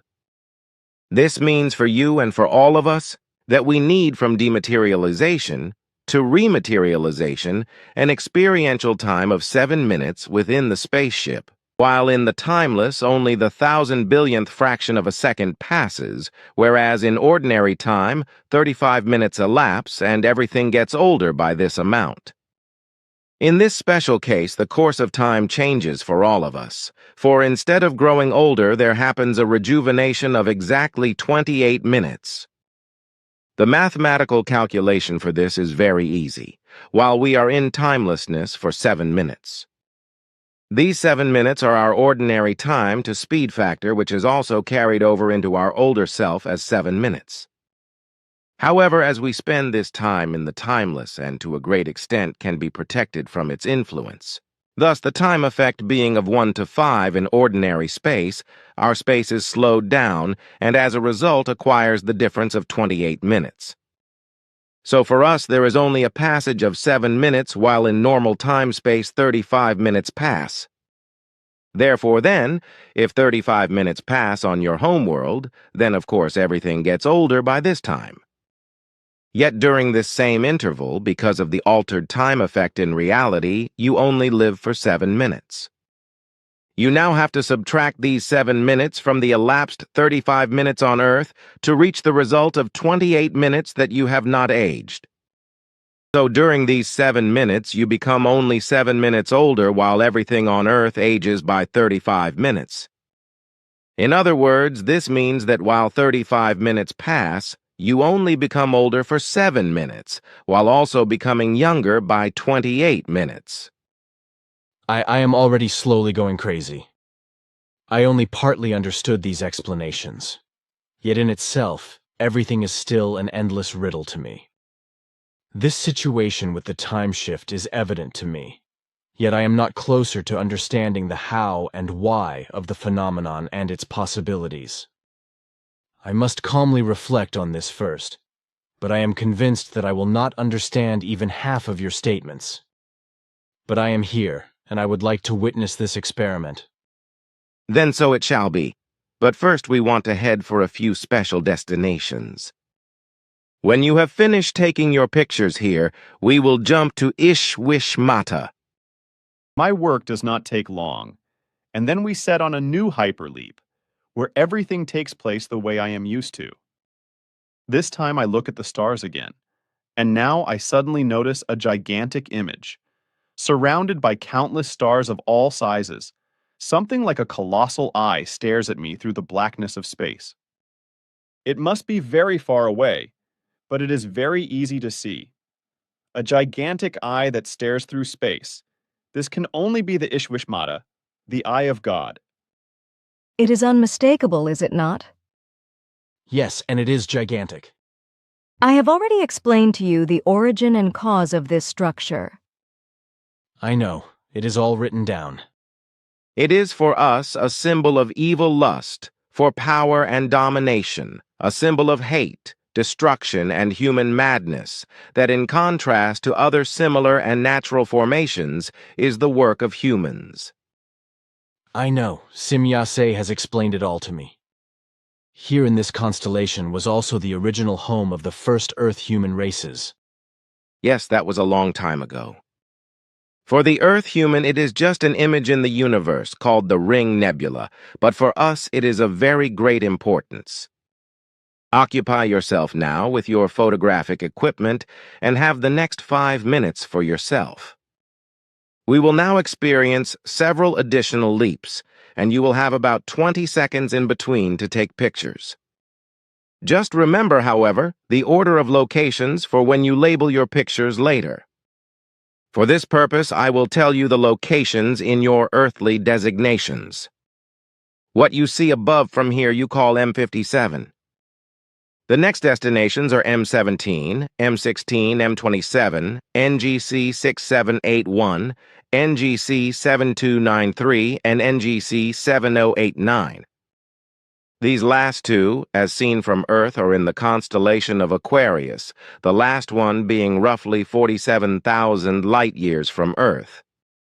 Our last jump will be to the Andromeda Galaxy, which rests, as seen from Earth, at a distance of roughly 2.2 million light-years.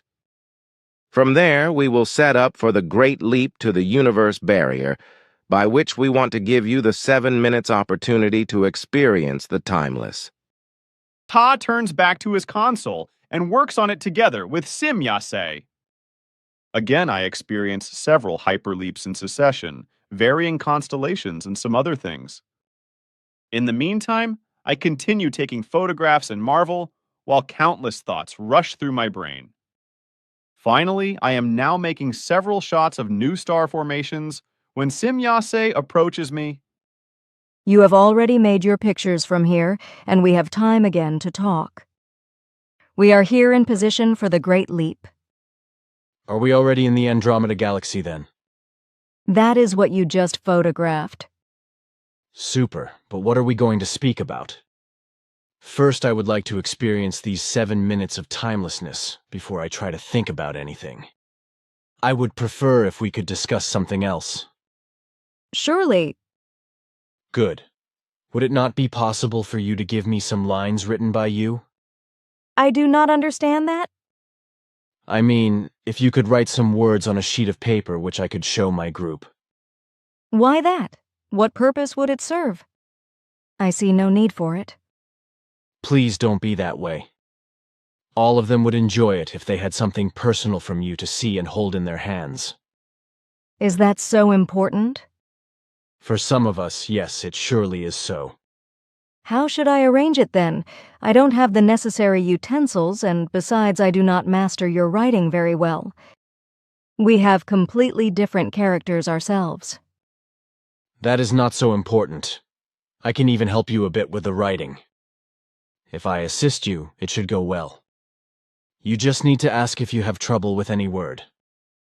But since you have spoken of your script, what does it look like? Can you show me some of it? Sure. Look, you can see the characters of our alphabet in these letterings here. May I copy them, and will you explain the pronunciation? Sure. I take the notepad from my shoulder bag and sketch these completely strange to me characters on the paper, always together with the pronunciations as Sim Yase explains them to me. This takes only a few minutes. Now I have it, Sim Yase, but I still lack the umlauts, etc. Are there also any such pronunciation keys of this kind? In our language, these do not exist.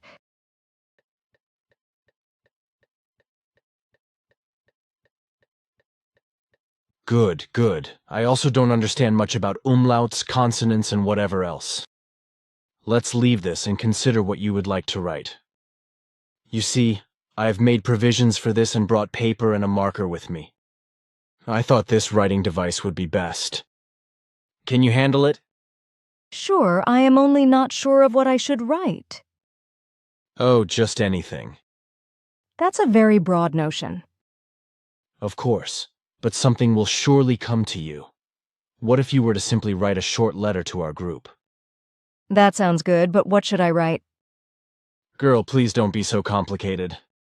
Simply write some nice words. Words that come from you and not from me, as if I had dictated them to you. I will try.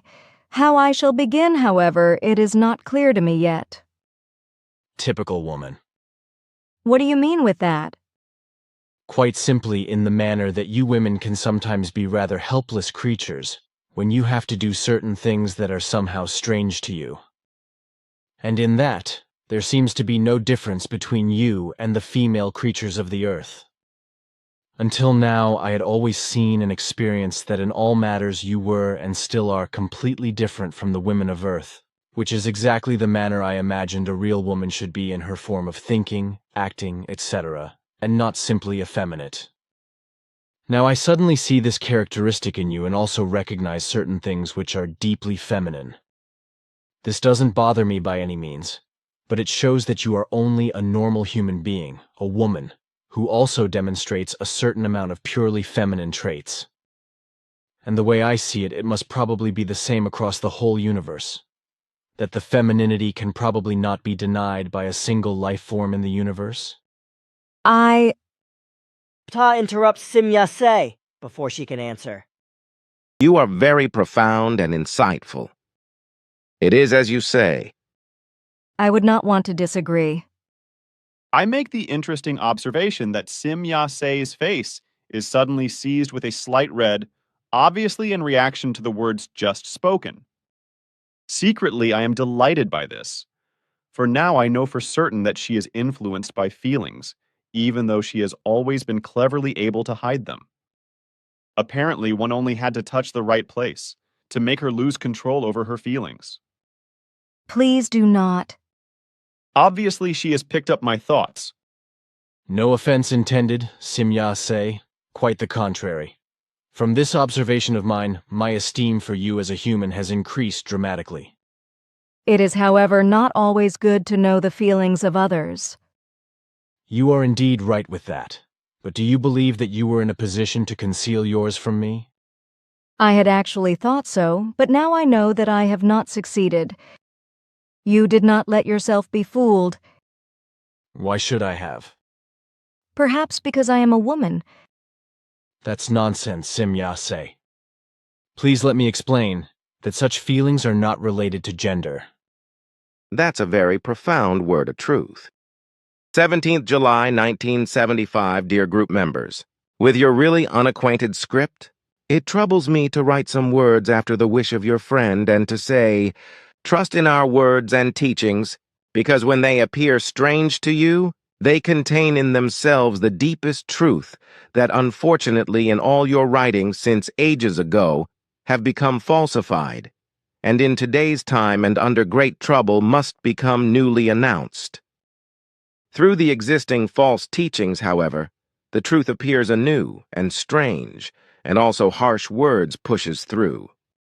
Yet the truth must break through, and you should all help it to victory. See that neither work nor effort brings down the cornerstones for victory. Fulfill your mission. Trust in us and our common great and wise friend, who out of all of us has the most difficult mission to fulfill. Stand by him always and give him the best possible help, as alone the burden would be too great for him. In the name of us all, I give you a great thanks, however. I thank you for your previous troubles, even if everything is not always followed exactly according to our determinations. Take the trouble in the future, however, to follow everything after precise orders, and do not trouble yourselves in thoughts that we can only have contact from our side with our mutual friend. In love, I give you my greetings. Simya-se. Original letter. Page 1, original letter. Page 2.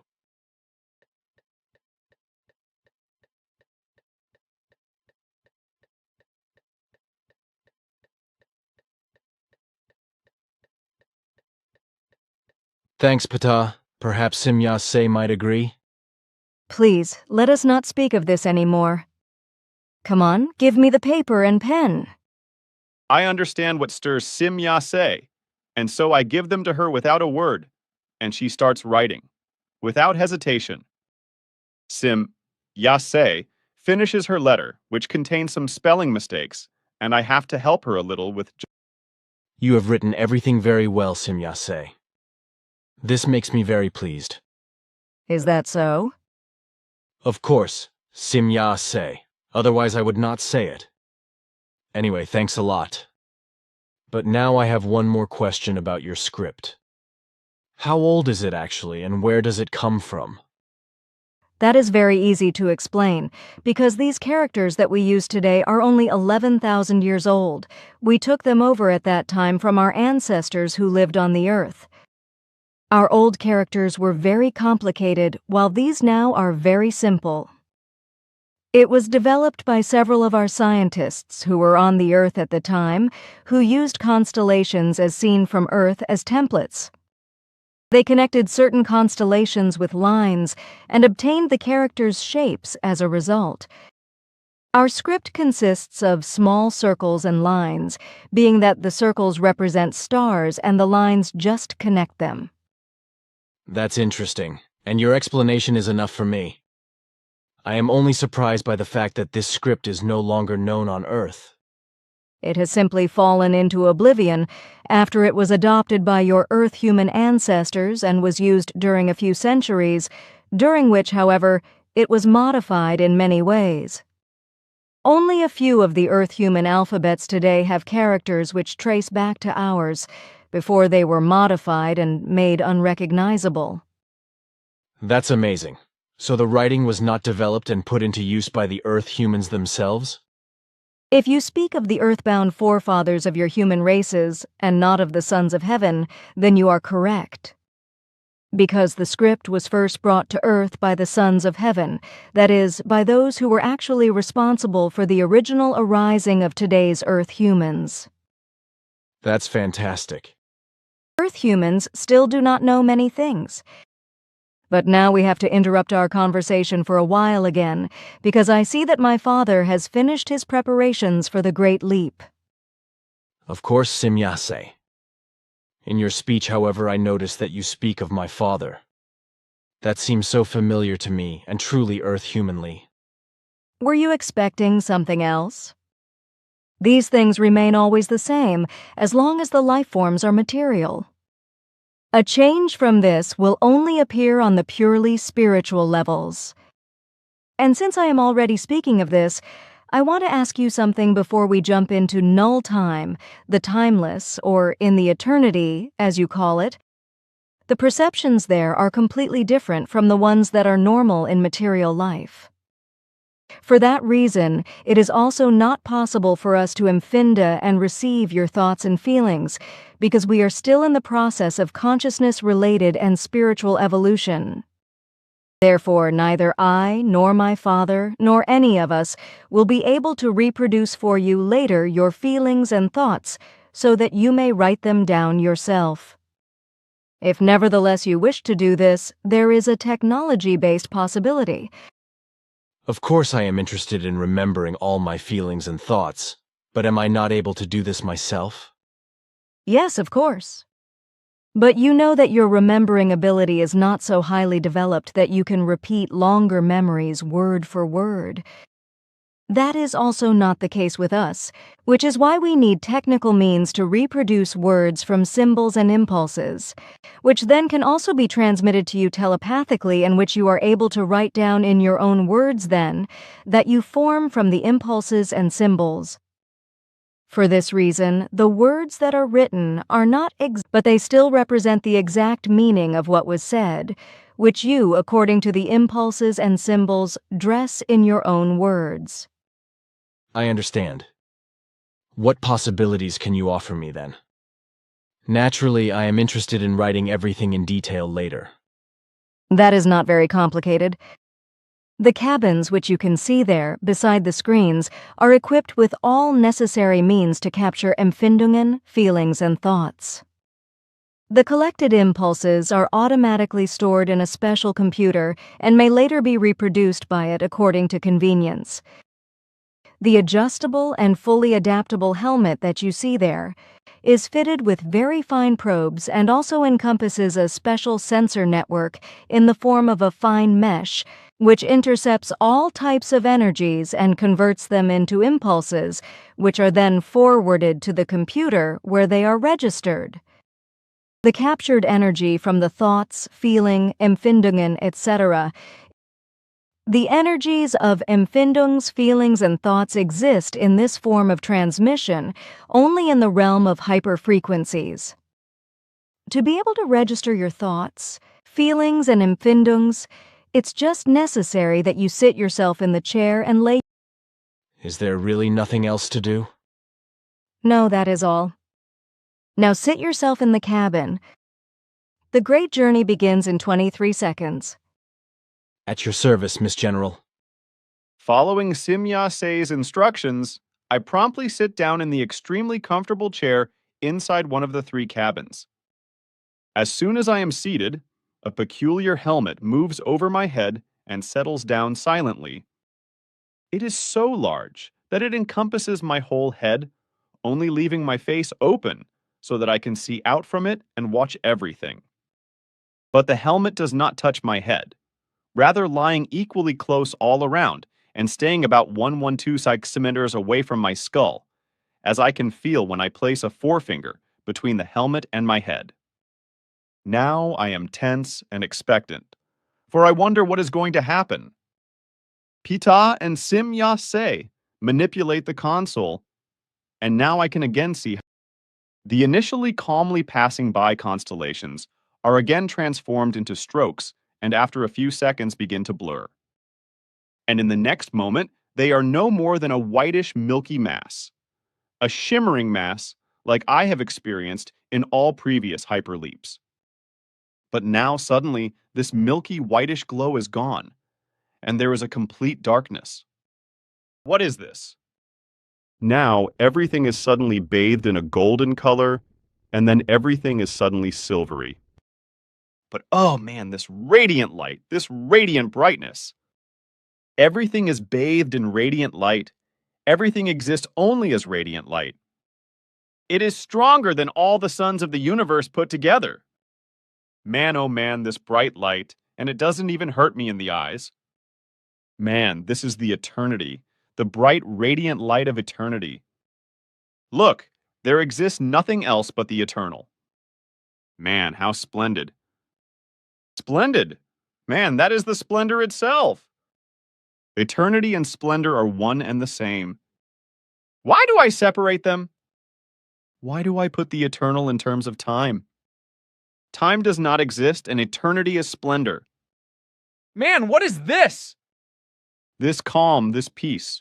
What is it? How did I get here? Love. Oh, this deep, all-embracing love. There is nothing but love. Splendid. Oh yes, I am in the eternity. Just how can I forget that? This radiant light, this more splendorous, this love in everything. Oh yes, I am a human being, but how can I? Why do I forget that? I am just a guest in eternity and these lovely voices that call me by. Where do they come from? I see nothing but radiant, soothing light. Who is calling for me? I don't see anything. Man, I am no more. I do not see myself. I am eternity in the eternity. Oh, how is this? I cannot see with my eyes anymore. And yet I can see everything. And I cannot hear with my ears. And yet I hear everything. Yes, love, how powerful it is. How vast, infinite, and splendorous. Everything is love and splendor. Just why does the human being not want to understand that? How? Oh yes, but that cannot be. I am not a human being. I am the eternity. This light, this radiant light, such profound love, calm and peace it has. Oh, now I understand. I cannot see or hear, but I am Finda. I feel, I live, I am Finda. How beautiful is this peace, am I not human? Am I not the eternity? Who is calling for me? Interesting. I sense the hearing without needing the ears, and I see without needing the eyes. I feel the seeing and I feel the hearing. Where am I? Why is this like this? Oh yes, the eternity, now I understand. I am the eternity. Just why was everything so unclear? Just why did I not find the connection? Just why did I forget that I am in the eternity as a human being? Just why can I only think clearly now? Think? I rather am Finda, I feel. How is this possible, and from where do these voices come from, which I cannot hear with my ears, but only am Finda? Only? Why do I am Finda it as only? It's just not like that. Hearing with the ears is so painful and materially bound. Hearing by Mfindan doesn't hurt. And seeing by Mfindan doesn't hurt either. It simply penetrates in me, soft and full of love. It lets me hear and see. But this call, who calls me then? Who is calling me? I feel that someone is calling me. Who is there? This light, this splendorous, radiant light, the call comes from this light. Is it the call of eternity? Oh, but how hard it is. How hard it is not to think that I am only a guest in eternity, that I am a human being. How painful it is, this humanity. I don't want to be that no more. I want to stay here forever as eternity in the eternity. This call of eternity, this deep love. Yes, I want to stay here. I will never go back. In here is the existence, the real existence. I don't understand this call. How can I be here as a human being? Am I not a human being? No, I am not. Now I know it. I am me. I am existence. Just how could I Mfindan myself as a human being? How could I Mfindan myself as a stranger here, who has to return to a material world? I am here and I belong here. Something wanted to mislead me, and it inspired unreal empfindungs in me. But why? I must have already left the material life and died a long time ago. But how long has my transition to here lasted? What have I lived through? There are so many confusing things. There is Simyase and Ptah and many other things. But those are just dreams of the dead. Would this perhaps be always so? Is that the transition from physical being to existence? Would this conversion be dominated by those dreams of the dead? Perhaps to mold the transition correctly, to release the fear of the unknown.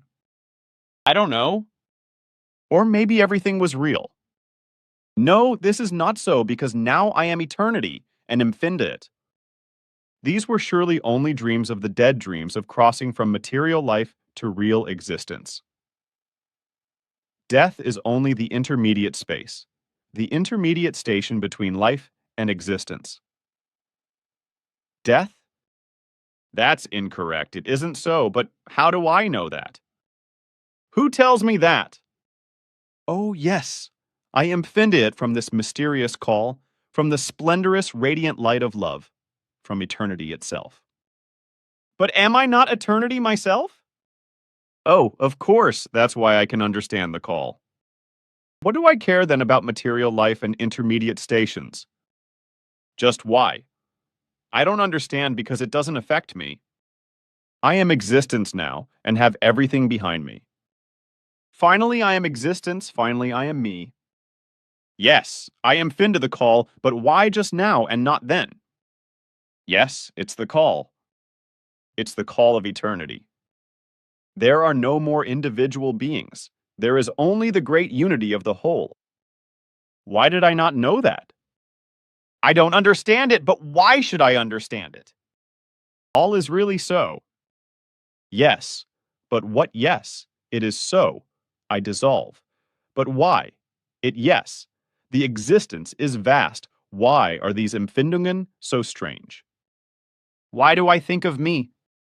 It's not me, it's existence. It's the great unity of the whole. How could I only empfinden of myself? Would this arise from thinking of the long past material lives? It must be so, because in here there are only empfinden in the great unity of the whole. Now I arrive to the understanding that the self has become consciousness, the self is inexistent and has become existence. Everything is only consciousness and empfinden. That's the understanding, that's the existence. Now I understand the empfinden of the strange call, which now isn't strange anymore. It's really the call of eternity, the call of the existence.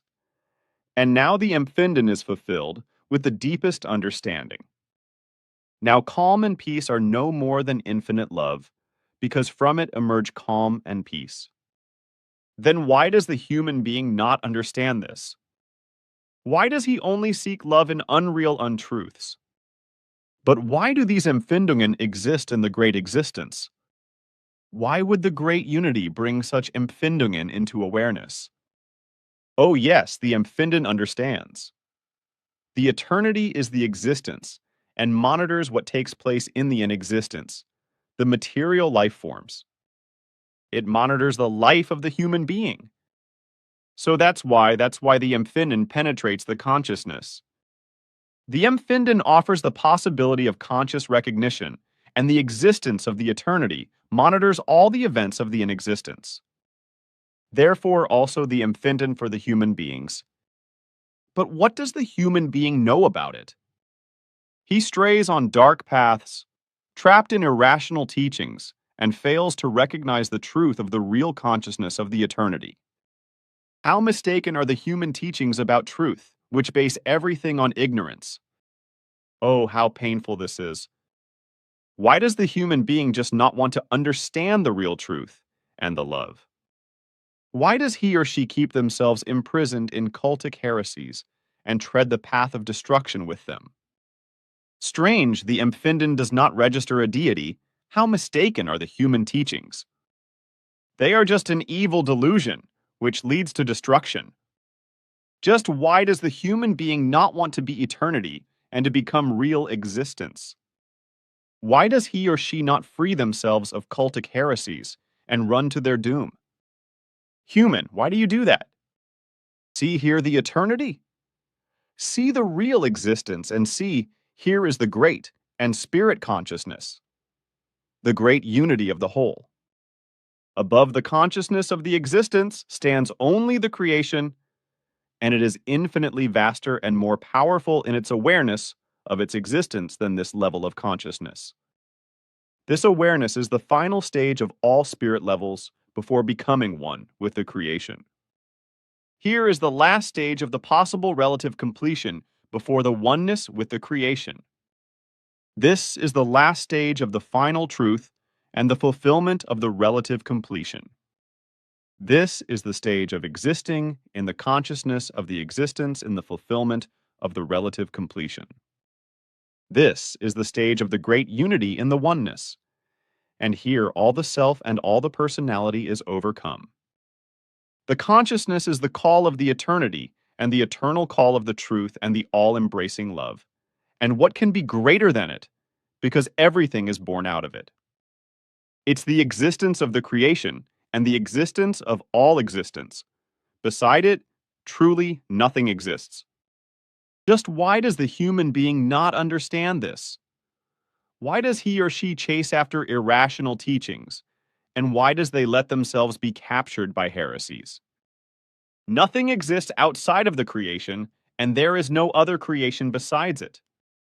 It alone is the truth of the universe, and it alone is consummate spirit consciousness, perfect love and consummate existence. It's not shaped and not formed, it's spiritual consciousness, spiritual love, and consummate spiritual existence alone. And outside of it is nothing. Human being, why do you not recognize this truth? Why do you let yourself be misled by cultic heresies? And why do you place human creatures and many other things next to it, which should take the place of the existence of the creation? Human being, why do you foreordain a deity in place of the existence of creation? And why do you curse the existence of the creation through the nomination of a god, which mendaciously and fraudulently should be the existence of the creation? Human being, how evil you are in your arrogance, and how can you presume yourself to be above the creation or to equate it with the creatures created by it, by appointing them as gods and imagining them as the creation? How you have become vicious in your thinking, unreasonable and autocratic. O human being, you advance in very evil paths, which lead to destruction, yet by no means will you find in them the way to the real existence of the creation. Here is the eternity, and here only the truth rules. And so also only the truth is expressed. O human being, how great and infinite is the impendon of pain at your ignorance! Despite endless love, a thorn of pain resonates through the impendon of the consciousness and makes the splendor of the radiant light melancholic. Recognize the love still, recognize the truth, human being, so that you too experience the splendor of happiness in the existence of the eternity. You human being of the distant material world, human being of the earth, hear the call of eternity. Let yourself be instructed about the truth and use the power of the spirit and consciousness to recognize the love. Make it your own and thereby flow in the consciousness of the eternal existence. Work your way consciously up to the level of the radiant light and receive here the conscience of the great unity in the unity. Realize the falsity of all cultic heresies and deities, and realize alone the path of the light and the universal love. Realize the way of the truth, the only one which leads to the splendor of the creation. It alone is all-encompassing and all-magnificent. Conceive that, human being, and allow only the truth to be the real truth, because only it leads to the kingdom of eternity. Conceive. The word of the truth is imperishable, because it is empfindung and recognition in the existence of the consciousness of the great unity. The heavens and worlds will perish, but the words of the truth will never perish. They are, oh no, It's so strange the Earth human knows only half the truth, for he or she is misguided by cultic heresy. Yes, but why then? Great unity in consciousness is what? It's so strange. I am Finda so very painful for the Earth human. Why is that? Oh, it's... No, don't. You go away from me. What is it now? I hear your call from somewhere, and it's going away. Why do you go, oh, the light, its radiance decreases? Why is that? I am me again. No, that should not be. No, I don't want to go back. No, I belong here. I know. I am thinking again. I no longer am Finda. Oh, I understand. The light, the radiance is gone now, and already it shimmers gold, and now silver. No, I don't want to. Leave me. I hang in the cabin chair as if I had been executed and stare forward. I don't want and cannot understand being here. I do not want to return to here at all. I want to remain in the beyond, and yet I am here. Just why? I do not understand the world anymore. Why? Oh, why? The beyond is love and existence. And what is here at all? These burdens, these worries, problems and needs, that cannot be true. I want to go back. Oh, this misery, this sad reality of material life. Oh man, this sad misery, this life, this misery. Just why did I come back? Man, oh man, I could howl. Oh, just how can I go back? There must be a way. It's not easy to... Oh, what is that now? Man, what is that? What? Oh, is that you? What are you doing here, Simyase? Why are you shaking me like that? What's happening? Do you not understand? What should I understand I don't understand? We have reached our goal, but we have done a big hyper jump and the rematerialization was delayed by 7 minutes to allow you an intrusion into null time, into the timelessness. Boss, timelessness? Do you still not understand? Oh yes, of course, pitiful. How very pitiful. Why have you brought me back here? You like to joke, but we have all been inside the timelessness and would all like to stay there. But we must not do that, because we have to complete the path of evolution step by step, as you also must do, dear friend. I know very well the pain you feel now, as we have all experienced the same thing. But we have become accustomed to it, and know that we can under no circumstances stay there before we have reached that stage of consciousness which belongs to the great consciousness level. I am very sorry for you that you feel such great misery in you, as it can very easily be seen from your face. But you will overcome it, because you are able to think about it very realistically. It was for that reason that we could take responsibility for this experiment.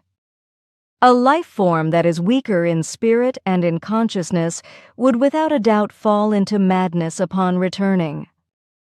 Simyase, It is all very difficult, I know, but you will really overcome it. Come on, rise up now. So yes. Simyase, I can... Come! This will surely help him. Just hold him tight. Simyase presses me against her and wraps her arms around me. Through her odd suit, I feel the warmth of her body as very soothing and invigorating. So she keeps me pressed against her for a few minutes, and I feel that my vital spirits slowly return. Now I feel truly recovered and strong enough to stand on my feet again. Thanks, Simyase. Many thanks. Slowly, she lets go of me and observes me very closely, while a loving smile drifts across her already beautiful face, making it even more beautiful. Such thoughts are worthy of you. Ta laughs kindly. Evidently, he has picked up my thoughts. Thanks. Where actually are we now? The sky is so empty, and I practically see no stars anymore. We have reached our goal. We are almost at the end of the material universe. Until we reach the barrier, we will go through completely empty space, that is to say, the outer creation belt up to the displacement belt. Up to that point, there are now not only a few million kilometers, but many billions of light years. So we leave the actual material universe, that is to say, the solid-state matter universe belt, and go into the transformation belt and beyond, up to the very end of our Dern universe, where across a barrier, that is to say, a universal barrier, we will then create a passageway to the Dal universe. Fantastic. But tell me now, why have I had so many thoughts in the great unity of the null time? They were only 7 minutes according to your information, but I have thought more than is possible in 7 minutes. You have thought no more? You have only empfinden from empfinden to perceive in a fine fluidal manner. In the null time, in the timeless, only empfinden exists in the great unity. You were yourself no more, but only a tiny part of the whole great unity. And in this great unity, the Empfindungen penetrated into you. I was able to analyze that, that's right. Only at the beginning did I notice a certain I-force, but then this dissolved in the infinite level and mass of the eternity. Is that really so? Of course, otherwise I would not say it. It is the truth. I know it from his thoughts. You have to be very deep thinking, otherwise you would not have been able to recognize it. Even many of our race need several stays in the timeless to be able to recognize this truth. You originate astonished stirrings in me. Thanks for the flowers, but now it will not be so bad again. This is again one of your expressions, which should imply exactly the opposite. But it is really extraordinarily much what you were able to recognize. What do you mean? Simya directs this question to her father. You speak from my sense, and therefore it will be necessary to check all the registered Empfindungen so as not to reveal knowledge to the Earth humans, which they still cannot cope with. Should this mean that later, certain things will not be transmitted? We cannot avoid doing so. Because if in the timelessness you were already in a position to realize the truth of the great unity, then you have realized many other truths, which the immature Earth human is not ready to harvest yet. Therefore you must later only mention and talk about all those things which we will transmit to you. Aha, so once again a muzzle. But what about the fact that for now I am still able to recall very many impressions and Empfindungen? If you intend to eliminate these from me, then it bounces off a brick wall. That is not what is spoken of. You have shown us more than enough, that secrets are very well preserved with you and that you can really keep them. Therefore, we see no need to eliminate any data in you, neither now nor ever afterwards, unless this should be your own special wish. I am very honored by your opinion, Ptah. You are worthy of this honor. Let go of the flower throwing at once. Rather explain to me, what should we actually do in the Dal universe? Simya has told me that she has a certain task to carry out in here. Let yourself calmly be surprised, dear friend. In about 50 minutes you will understand everything and surely also feel great joy. Good. As I see, we are flying with tremendous speed through the increasingly emptier space, and in here there are no stars in the way, so to speak. Only far ahead I see that star, which is now becoming bigger and bigger, and far behind it I can see 5 small blue dots. What star is that, and what are the blue dots? That is Galtos, the last big star in this part of the material universe. Being twice as large as your homeworld, it has a very big and intense inherent luminosity. The blue dots discernible far behind it are also stars. They belong to the self-radiant blue stars, which generate very intense light. You may not be able to see all of them with the naked eye, but it's not just 5 but 11 stars. If you want, you may of course take pictures of them. Gladly, I will make the pictures directly through the cupola. I will swap a bit, taking some through your view screen and then simply through the cupola. That way I can see later which photographs come out better. I wonder which method will produce the best photos. That lies fully within your judgment. You may do as you like. Thanks. What about the blue stars over there? How big are they, and is life possible on them? They are no bigger than your home world, although this kind of star is normally 5 to 6 times larger than the Earth. They are as inhospitable and hostile to life as any sun, and as the great planets in the Solar system such as Jupiter, Saturn, and Uranus. The gravity alone allows no life on these stars, and not even any spiritual life forms are located on them. In 97% of all cases, they are as completely devoid of higher life like your Sun and the planets Jupiter, Saturn and Uranus, etc.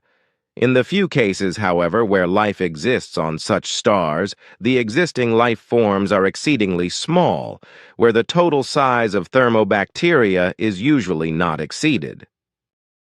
The gravitational force of such stars would crush larger forms. But of course, this varies from planet to planet or from star to star, while the atmosphere itself plays no role, because different life forms also live in different atmospheres. Not all life forms breathe oxygen like we pure humans do.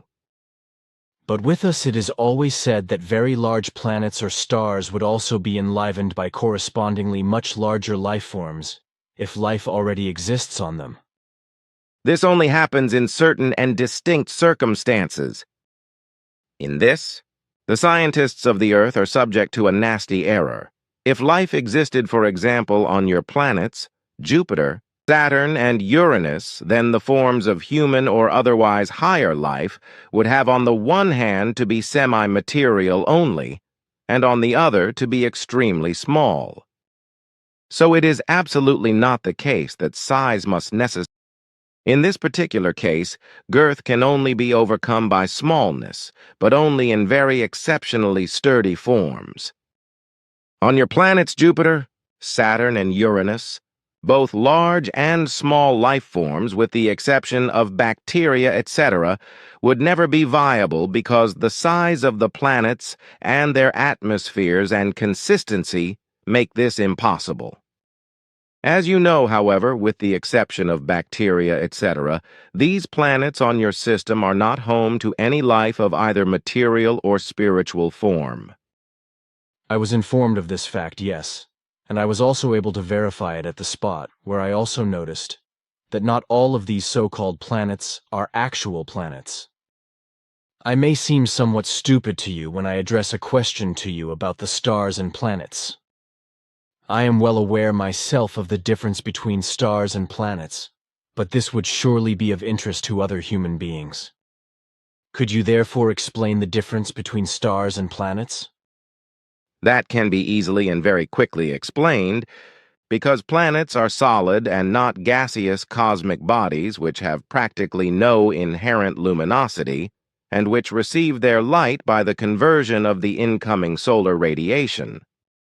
Stars are gaseous and energy-converting cosmic bodies, which consequently have an inherent luminosity and generate their light from the emanating processes within their own body. Both are inhabitable for life forms. Planets as well as stars, if atmospheric and other conditions permit it, whereby on stars, that is to say, suns, as a rule only thermobacterial or thermobiocell life is possible. Aha. And what about the stars, that is to say the suns, which are half planets? Are these also inhabitable for any higher thermal life forms? Are they perhaps only sun formations on the outer shell, while on the inside inhabitable planets exist, as is often claimed by some Earthlings? What makes you say that? Oh, I have read such assertions in some publications. A man by the name of Jacob Lorber, for example, has written such things decades or even a century ago. Also about Saturn, the Moon and other planets, etc. through Simyase. I was in the meantime able to experience and determine by myself on the ground, however, that everything had neither hand nor foot, and that the man had just let his boundless imagination run loose. About others who also wrote books like these or similar. I could find in the course of this year the same thing. When Simya Se brought me to these planets, and I was able to search thoroughly with her help. I understand. Unfortunately, there are very many humans on the earth who write such books and other nonsensical writings. And as you have realized, it is not more than the product of exuberant human imaginations, mostly related to delusions from some religious influences. This is unfortunately a very common malady with the Earth humans. So is also the fantasy interpretation with respect to livability on your sun only a delusion of religious fanatics and fantasists, because not a single sun in the universe correlates to these fantastic assertions. Good. That's almost exactly what I was thinking. But how is it with the claim that some humans would receive messages from angels or inspired by God, etc., with God standing as the creator of the universe, of the stars, that is to say the suns, and worlds, as well as all living creatures, etc., that can be seen? In no cases do these alleged inspirations correspond to the truth, and they are also never linked to so-called angels or gods, or to a form of truth. It is clear that such claims often have religious information. Religions of the type discussed exist only on your Earth. Nowhere else in the universe are they present in this erroneous and confused form. Also, in all other universes known to us, there are no religions of the earthly kind. This is truly limited to your Earth. The Earth religions have probably been carried by space travelers to other cosmic bodies, but for studying purposes only. On the other hand, however, it is taught on many worlds in this universe how deadly religion can be for a life form, where the Earth with its existing or past religions serves as a bad example. You are saying that not a single world in the entire universe is dominated by one or more misguided and confused religions, except the Earth? I have just explained that with the exception of your Earth, there exists no religion of this kind in this or another universe. Those are very big words, Ptah. It is said on the Earth, especially among the Christians, that Emmanuel, whom they call Jesus Christ, is, so to speak, the actual master of the world and the universe. He is supposed to be God incarnate, where this God is regarded as the creation. What do you say about this? We know about these human delusions on your world. Alone, the idea of a Christ being and a Christ consciousness corresponds to a very evil and degenerate delusion of the Earth humans, and a very ill-natured presumption, because if these things would have happened or would still happen in the future, which is absolutely impossible, because it truly is only a fantasy of delusional Earth humans, then with absolute probability the race which would be given the task of disseminating a religion would not be the Earth humans. As since many millennia on many worlds in the universe, the Earth human stands in the entire universe as a purely materialistically developed life form, which solely represents a life form so deeply addicted to materialism that every consciousness-based evolution over millennia has been detrimental to this degree. On many of our own as well as on other foreign worlds, it is known that the Earth human condemns any reasonable consciousness-based evolution and develops himself or herself only in malicious materialism and diverse religious delusions. And so it would be a paradox of the first order if, from all possible choices, a race so manifoldly incompetent in all consciousness-based areas would be chosen for a task of universal significance. But that the Earth human, despite this fact, presents this allegation, represents on the one hand an immense arrogance, and on the other hand, it bears witness to his or her autocratic megalomania, which in both these forms cannot easily, or not at all, find an equal anywhere else in this or in another universe. And precisely this represents an immense danger to the existence of many races, because if the Earth human becomes master of space-traveling technology and visits foreign worlds, and through the force of arms or by lies and deception strikes them into his spell, he will also inevitably thereby involve his religion spreading delusion. If this actually happens someday, then the single or multiple religions will very quickly reach a form of system-wide or galaxy-wide dissemination by which the still existing galactic harmony could be destroyed. This means that by these irrational teachings of religions, the still ensured peace could be destroyed and degenerate into murderous wars, and the complete destruction of entire suns and planetary systems. Preventing this, however, is the greatest and most difficult task faced by those space-traveling life forms with a higher consciousness-related development. Therein lies also the deepest reason for the fact that we and others from other planets strive to spread the truth on Earth.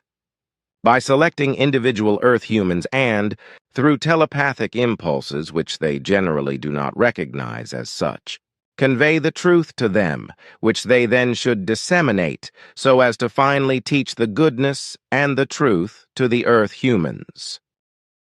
But that task is very difficult to fulfill because the madness of the religions and of the often death-bringing sects has become so rampant on Earth that only with the utmost effort can it be reasoned with. Especially those religions and sects who in their heretical book name the prophet Emmanuel as Jesus Christ and worship him are the strongest opponents of the real truth. These are the Christian religions and sects, but also Islam and Hinduism, as well as Judaism, must be named as dangerous religions, and the same with certain parts of Buddhism, in which serious heresies come to light. Particularly all possible sects from all religions are very dangerous and greatly falsifying of the truth, whereby in times to come many murders, suicides, and mass suicides will happen through them. That will cause quite a turmoil, Ptah, when you later transmit your words to me and I write them down, because many will read your interpretations then. It will surely be so, but the truth can no longer be concealed. It has become of urgent need to pronounce it. As you say, because it does not matter to me. I have long since recognized and come to terms with the truth. This is well known to me from Asket, who explained everything to me. So, I also know that you have even fathomed the truth through a travel into the past with her. Why do you say that? You have forbidden me to talk about it. The facts are indeed not known, but now is the time to talk about it openly and to write it down. Simyase interrupts our conversation. We have reached our goal. What is that now? I see far in front of us or above us an enormous radiant apparition shimmering in all colors, which seems more than fantastic to me. That is our goal. If you want, you can take a photo of it. This structure is produced by a spaceship that you can recognize there, very far ahead in the ring-like center. Here our universe ends, and this structure stands as the gateway to another universe, which we call the Dal universe.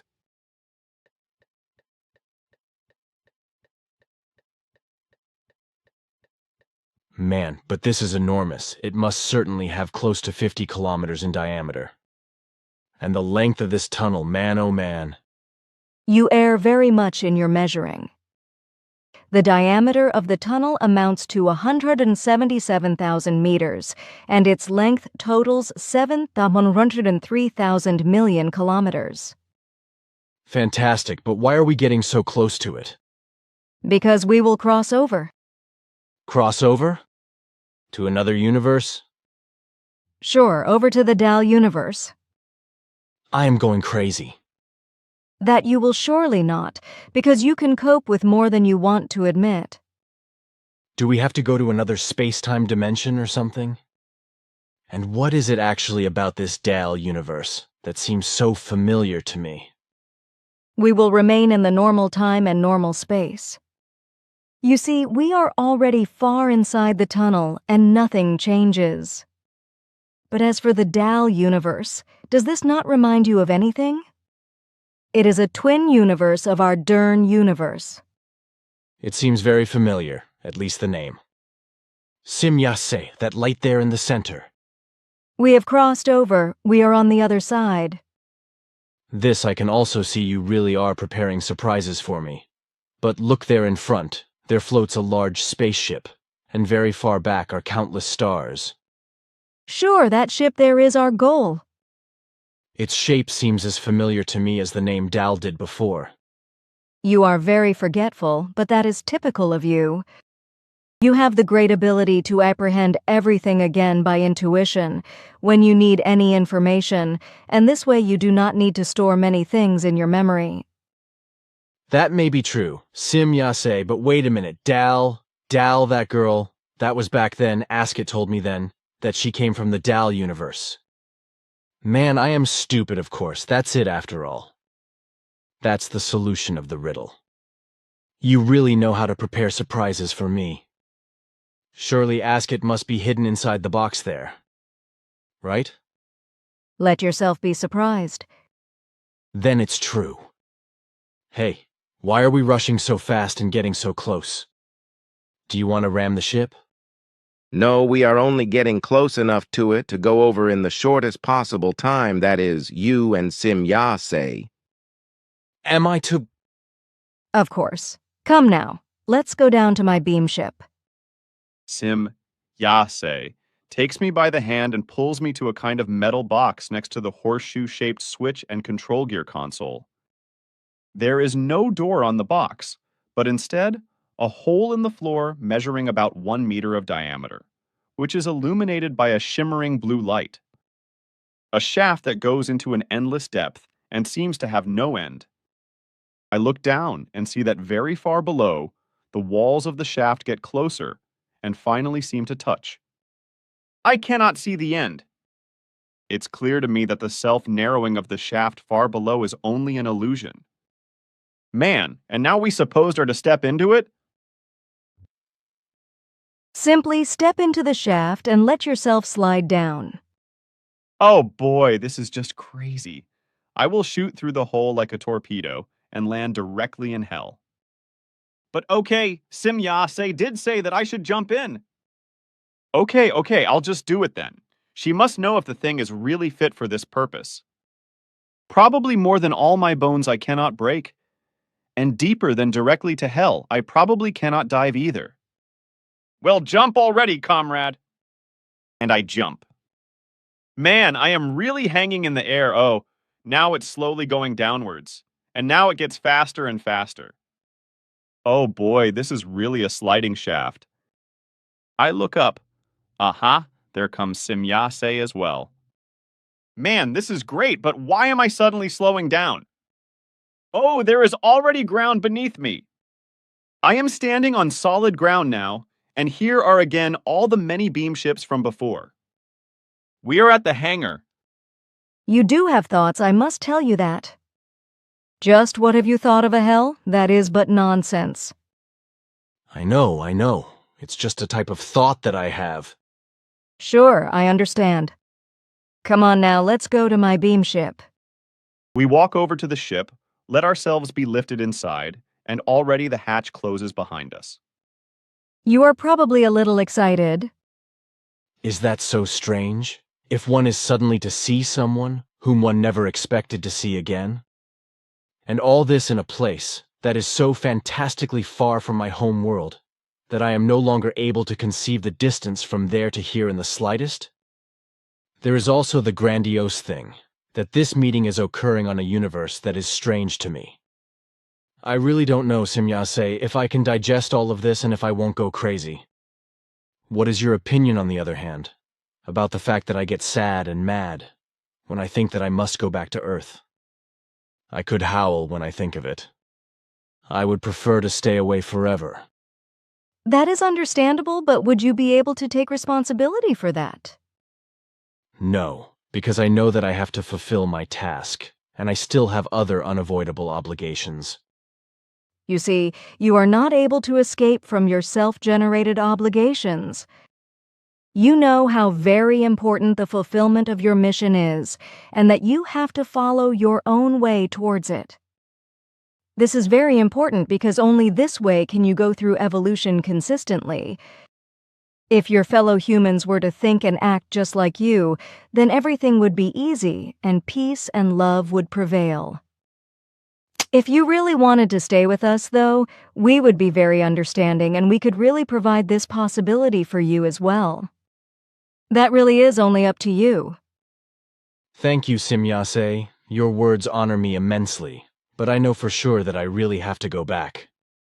I cannot simply deny and drop the responsibility towards my family and towards my fellow humans, even if the prospect of going back to my unpeaceful, sorrowful, and material world seems very difficult for me.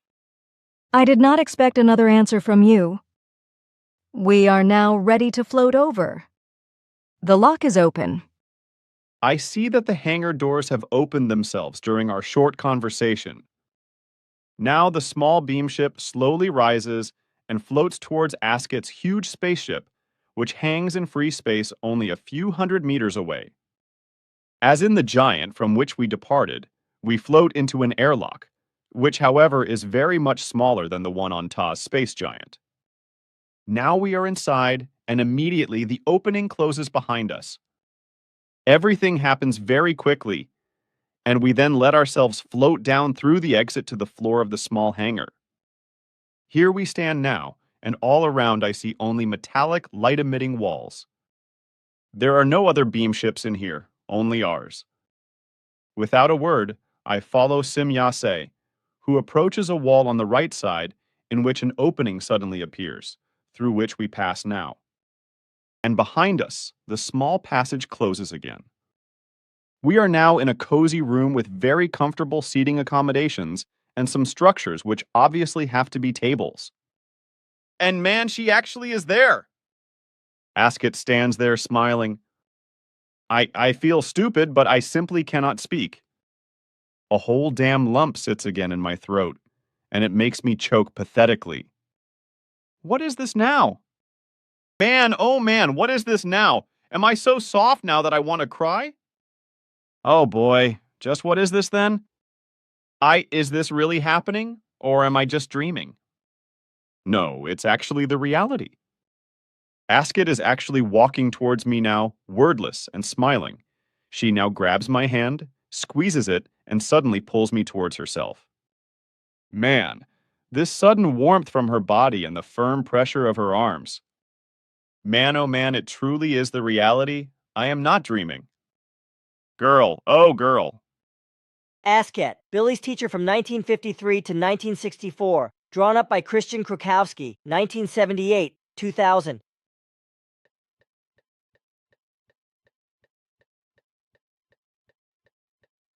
You really are not dreaming. Be very lovingly welcome. It is a great pleasure and honor for me to welcome you here. Man, what are you doing, Asket? What you give me a kiss on the cheek. Girl, what's with that? I always thought that this would be a thing that is only done on Earth. Did you really think that? I do not understand. What do you mean? I was able to capture your thoughts. Ah, that too. I am sorry, Asket. You do not have to apologize. Thanks, but now let me take a good look at you first. Girl, you are simply beautiful. You have not changed at all. Oh, of course. You know how very happy I am to be able to see you again and to talk to you. Girl, that's much more than I have ever dreamt. I thought at your departure that I would never see you again. Surely you knew then that there would be another reunion. Why did you not say anything about it? The possibility of this meeting was not taken into consideration then, which is why I also could not mention it. But I see that a change has occurred. I'm sorry. You mean my arm? Yes. You know, I have already gotten used to it a long time ago, and now I cannot imagine a life with 2 arms anymore. I have long forgotten about it. In addition, I was able to prepare myself for it during a year, and to find a way of dealing with it before the arm was lost. You told me the whole thing in advance. Cannot you remember it? If you say it, then it must be so. I know about that, but not very accurately anymore. But why don't you wear any help? On Earth, unfortunately, these things are still very primitive. I could have a device made for you which would completely replace your arm. A semi-organic apparatus. Many thanks, Askett. That is really very kind of you. But believe me, I can no longer imagine a life with 2 arms. And on the other hand, I know very well that I have not simply lost my arm for nothing. The accident and the loss of the arm had to be. I have learned a tremendous amount from this, and will certainly continue learning a lot more. These thoughts are very worthy of you. From my part, I just thought that a help with certain things would be useful to you. I thank you very much, Askett, but I really do not want it. You know, such an apparatus would also bring forth too many problems on Earth. We have many limb amputees who would also need this equipment, and to whom I would be unfair if I had to withhold it from them. Added to that is the big problem that many of these humans, if they had such aid, would again become dissatisfied life forms. You know that it is like that with us, that the person often falls prey to materialism again, if he becomes well again soon. On the other hand, scientists and governments also come behind the matter, and that could lead to a disaster.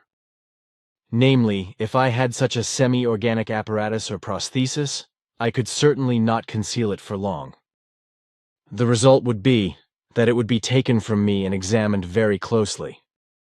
And if it were semi-organic, then the clarification and determination of all the details wouldn't be very far ahead, and therefore the gathering of any profound insights, from which the scientists could then produce robots and the like, which in turn would be used for evil and military purposes, so the catastrophe would inevitably come upon the Earth. As tempting as your offer is, Askett, for those reasons alone I cannot accept it. Those are unselfish words, dear friend, and you are right with them too. I hadn't really thought I allowed myself to be guided by my compassion alone. In many of these things, he truly thinks and acts precisely like us. Leave that now, please, and do not throw flowers anymore. You have not changed. You are still so modest. Now a wall opens in the background on the left side and another female human comes in. This is Nera. She is my representative. I spontaneously extend my hand to Nera, and once again I notice a very firm and pleasant pressure of the hand. I am pleased to meet you. Somewhat silly words, but what else can I say?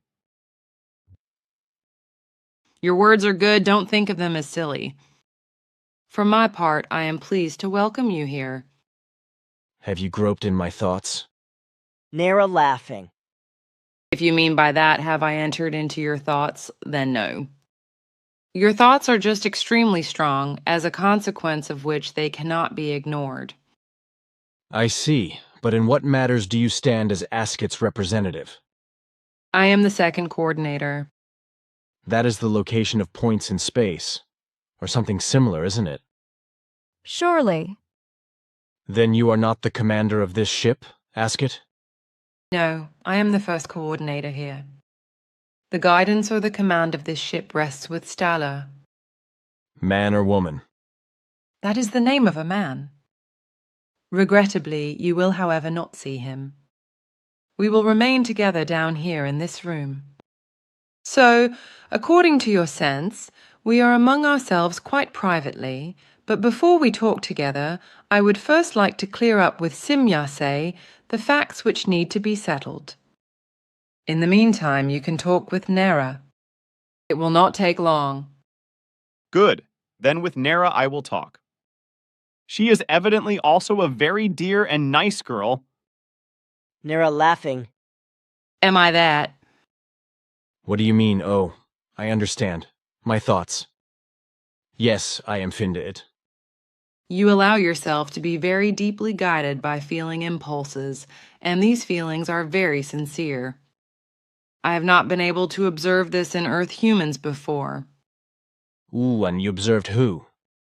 Why should I not? I have been on Earth on several occasions already. but that was a long time ago. So that's the reason. I understand. But may I perhaps know if you or Ascot are coming there again soon? In your time, not anymore. But only when I am already long dead and rotten? Nira laughs heartily. You seem to have overcome the horror of death planted in you by the religions. Shouldn't I have yet? It's just nonsense. That is correct. Yes, we will go there after your departure from the Earth. A very long time afterwards. Why? It's all related with the terrestrial evolution. Uh-huh. Then it would be pointless to ask about the how and why. If you mean regarding the details, then you are correct. Okay.